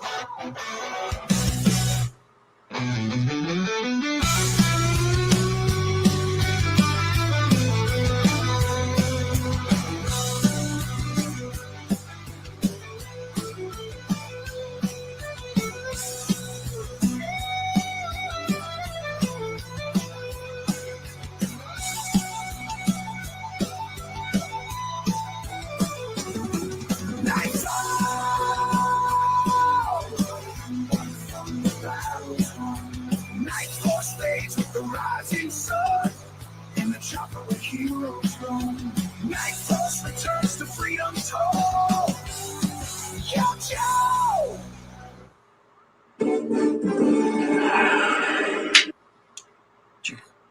All right.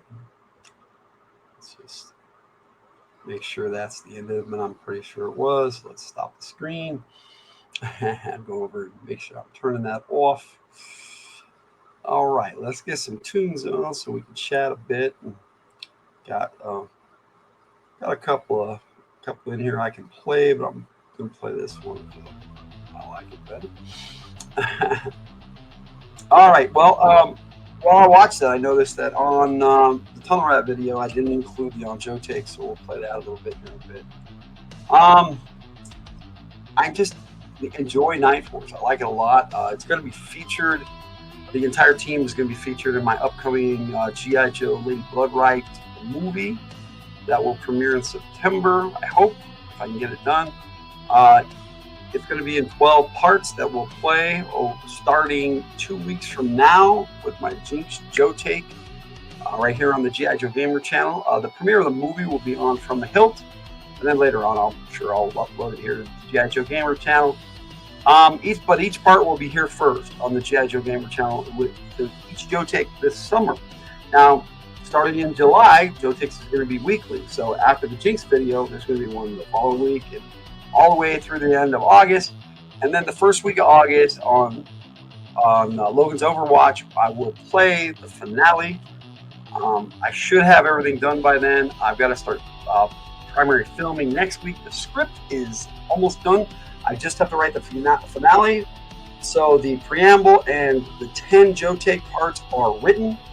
So I just have to film everything with the action figures and have a good time and do some play motion and just get some voice acting going. And I've got a lot of people who are joining me to do voice acting. We're just having a good time with it.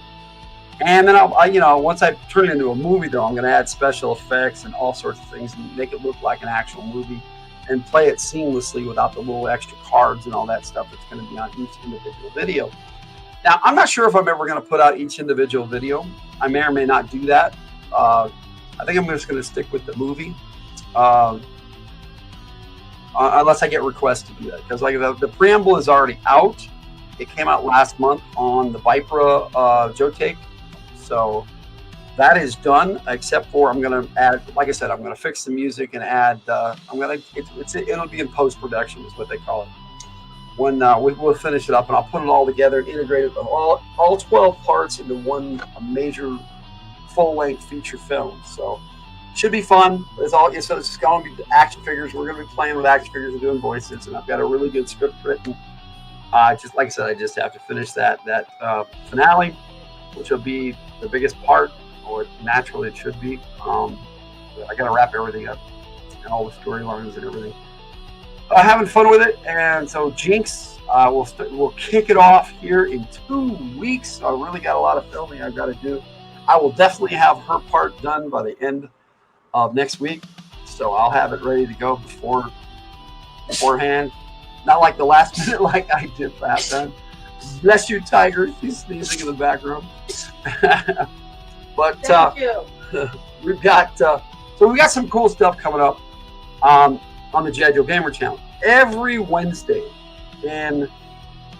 over the course of the next 2 months and probably into the foreseeable future, there will be something live on the G.I. Joe Gamer channel on Wednesday nights. So I will be here next week for the second episode of Logan's Overwatch with Brian, Gaming with ADHD. Unfortunately, Victor Gibson won't be able to join us. He's got life issues going on. And that happens, And maybe we'll get somebody else to come on with us. We'll see what happens. It should be fun. Either way, we're just going to talk about things, and we're each going to come up with a question, and we're going to give our answer, and then we're going to let whoever else is on answer with us. So if I don't have another host, I will actually have a second question that I'll have. Brian, Gaming with ADHD, has already come up with his question, which is, what obscure Joe that only came out with one Joe do you remember? And maybe would like to see as a classified figure if they don't already have it. So we'll check that out. I don't know if that's exactly how he worded his question, but that's the gist of it. So we'll be doing that next Wednesday night right here, only it comes on a little later. Probably about the same time as right now. Comes on at 8 p.m. Mountain Time. We're gonna have a good time. Logan's Overwatch is a later show because it's been Gaming with ADHD. Come on with us and chat, talk some G.I. Joe stuff. All right, so we got G.I. Joe for you right here on the G.I. Joe Gamer channel. Now, every Friday on the G.I. Joe Gamer channel is going to upload a new file card. It usually coincides with the Joe Take that came out that week, if we're going to have one that week. Normally, Joe Takes is only once a month, but like I said, starting in July and August, for our Lady Blood Right movie, each part will be every week, and so we'll have a Joe Take for each character that is kind of featured in that video each week. So that should be a lot of fun. You can check out From the Hilt. That's our parent channel where we're a crew. We got the Tiger over there, and we're joined by lots of other folks on a regular basis, definitely for gaming, which we normally do on Sundays and Mondays, which this upcoming Monday, we will have 2 back-to-back, Sunday and Monday, military action games. You can check that out. It's basically role-playing G.I. Joe, and we have a lot of fun with that. So please check that out. That's not going to be on the G.I. Joe Gamer channel. That'll only be on From the Hilt, where all our live play games are done. So I hope you enjoy. The military action game is something that I wrote myself. So please come enjoy that. That is the way I like to run games, and it works really good for the military action game in G.I. Joe. So join us for that, and that's about all I got to say on everything. Now Night Force was really cool, and I hope you enjoyed my 3 videos on that. This is the mid-season finale for Joe Takes Classics. Because of what we got going on this summer, there will not be an episode until September, where we will feature Techno Viper and Alpine. That was tonight. Techno Viper and Alpine will be on Joe Takes Classics 16, which will be in September. So look for us then here on the G.I. Joe Gamer channel. I just wanted to show off this box set with Falcon and Coral. They will definitely have a role to play in the upcoming G.I. Joe Lady Blood Right movie on our channel. So on From the Hilt. So if you guys enjoyed my 3 Joe Takes tonight, it had to be a big episode because I needed to wrap things up before we jumped into what's going on this summer. But here you go. I'm going to play that on Joe Takes 53 video for Tunnel Rat because I'm pretty sure I didn't do that during his video. Sometimes I forget things, which is why I do the classics, so I can get everything all together into one space. And then, we'll chat a little bit, and I'll read Coral's file card for you. So hang on just a bit.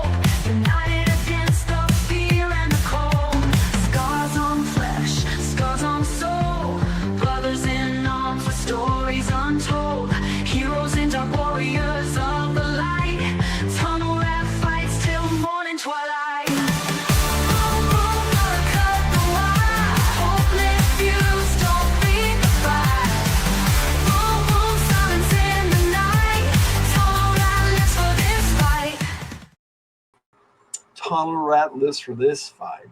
So hope you enjoyed that. That's on Joe Takes 53. I like to do those for each one. I have my Jinx on Joe Takes. That is done. And that'll be out next Wednesday right here on the G.I. Joe Gamer channel. And I will play it on Logan's Overwatch as well. So check us out for that. Now, let me see here. I've got Coral's file card, and I'll read it for you. Coral, Undercover Operations. Her code name is Coral. File name, Hedda Pulver.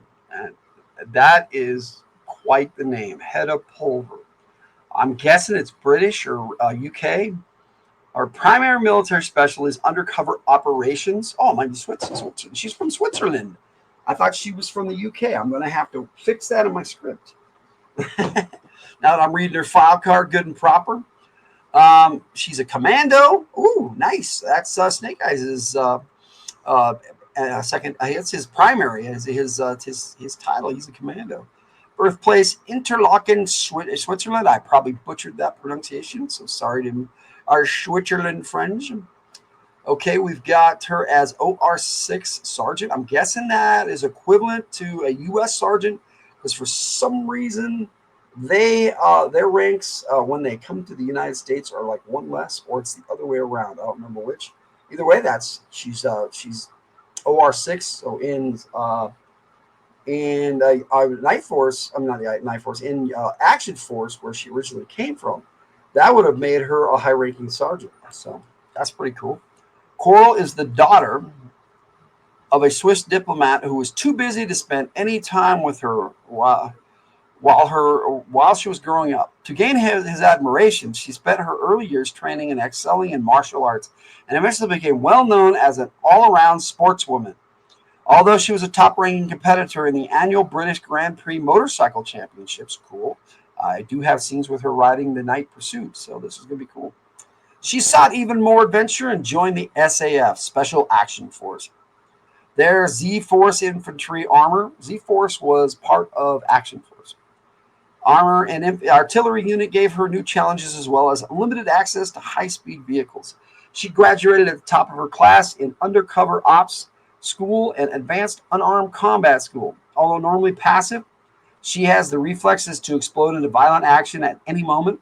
Her signature weapons include a modified crossbow, throwing shurikens, and Chinese butterfly knives. So crossbow likes Scarlet, but not exactly. She does. Scarlet does throwing stars too, but Chinese butterfly knife, that's not something Scarlet does. So this is cool. That differentiates her a little bit. Coral is a daredevil on any motorcycle in the Z-Force motor pool and always finds a way to use that to her advantage. She has been assigned a mission to. I got the chat in the way. Let me put my comments down so I can read this real quick. She has been assigned a mission to investigate the reports of an eerie glow emanating from a closed factory, where unusual industrial manufacturing can be heard throughout the night.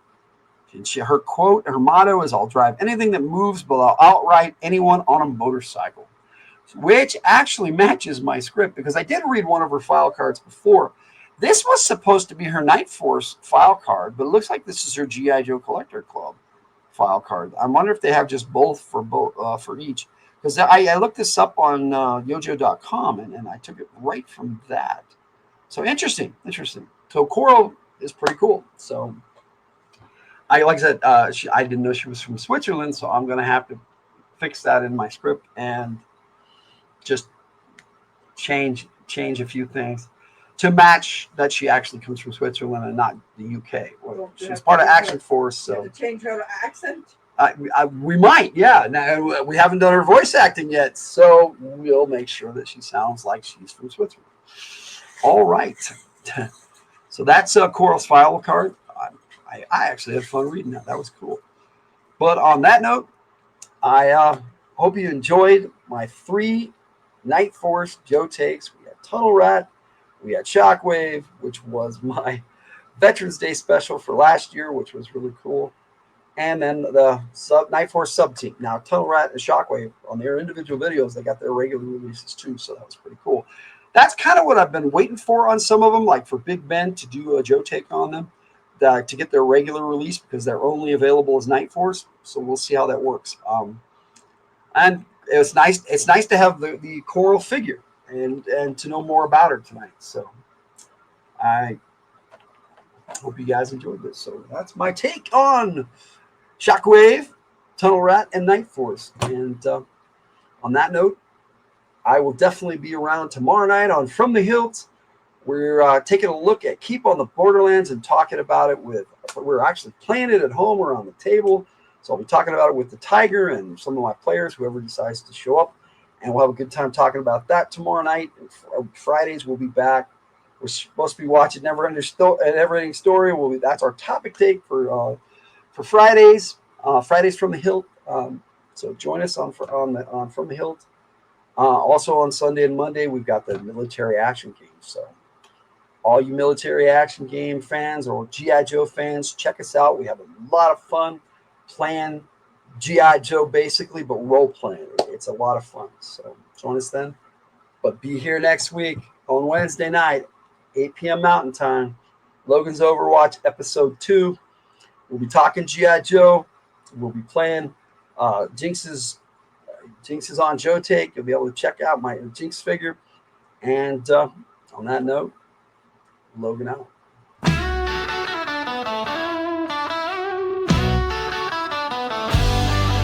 Logan's room full of Joe Take dreams. Crimson Guard with eyes on the team. Snake Eyes silent and mean, but tough to rile. Roadblock rhymes and cooks with style.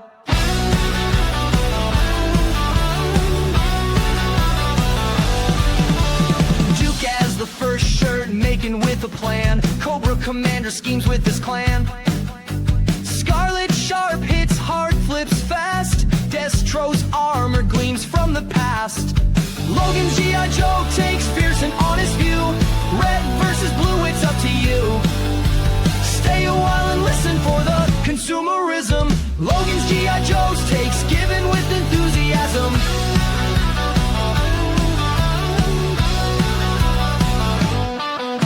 Zartan shifting sneaks in disguise. Storm Shadow's blade cut through lies. Baron is cold with her deadly aim. Shipwreck laughs wins the game. Doc's healing hand in the fray. Flint's shotgun clears the way. Major Blood's battle cry echoes near. General Hawk leads, we cheer. From the Hilt on YouTube, tune in for a day. Joe takes to help you with your play. Let's put these characters to the test. Logan's the G.I. Joe gamer, plays it best.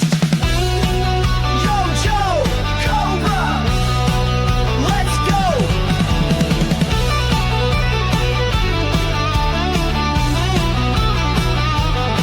Let's go.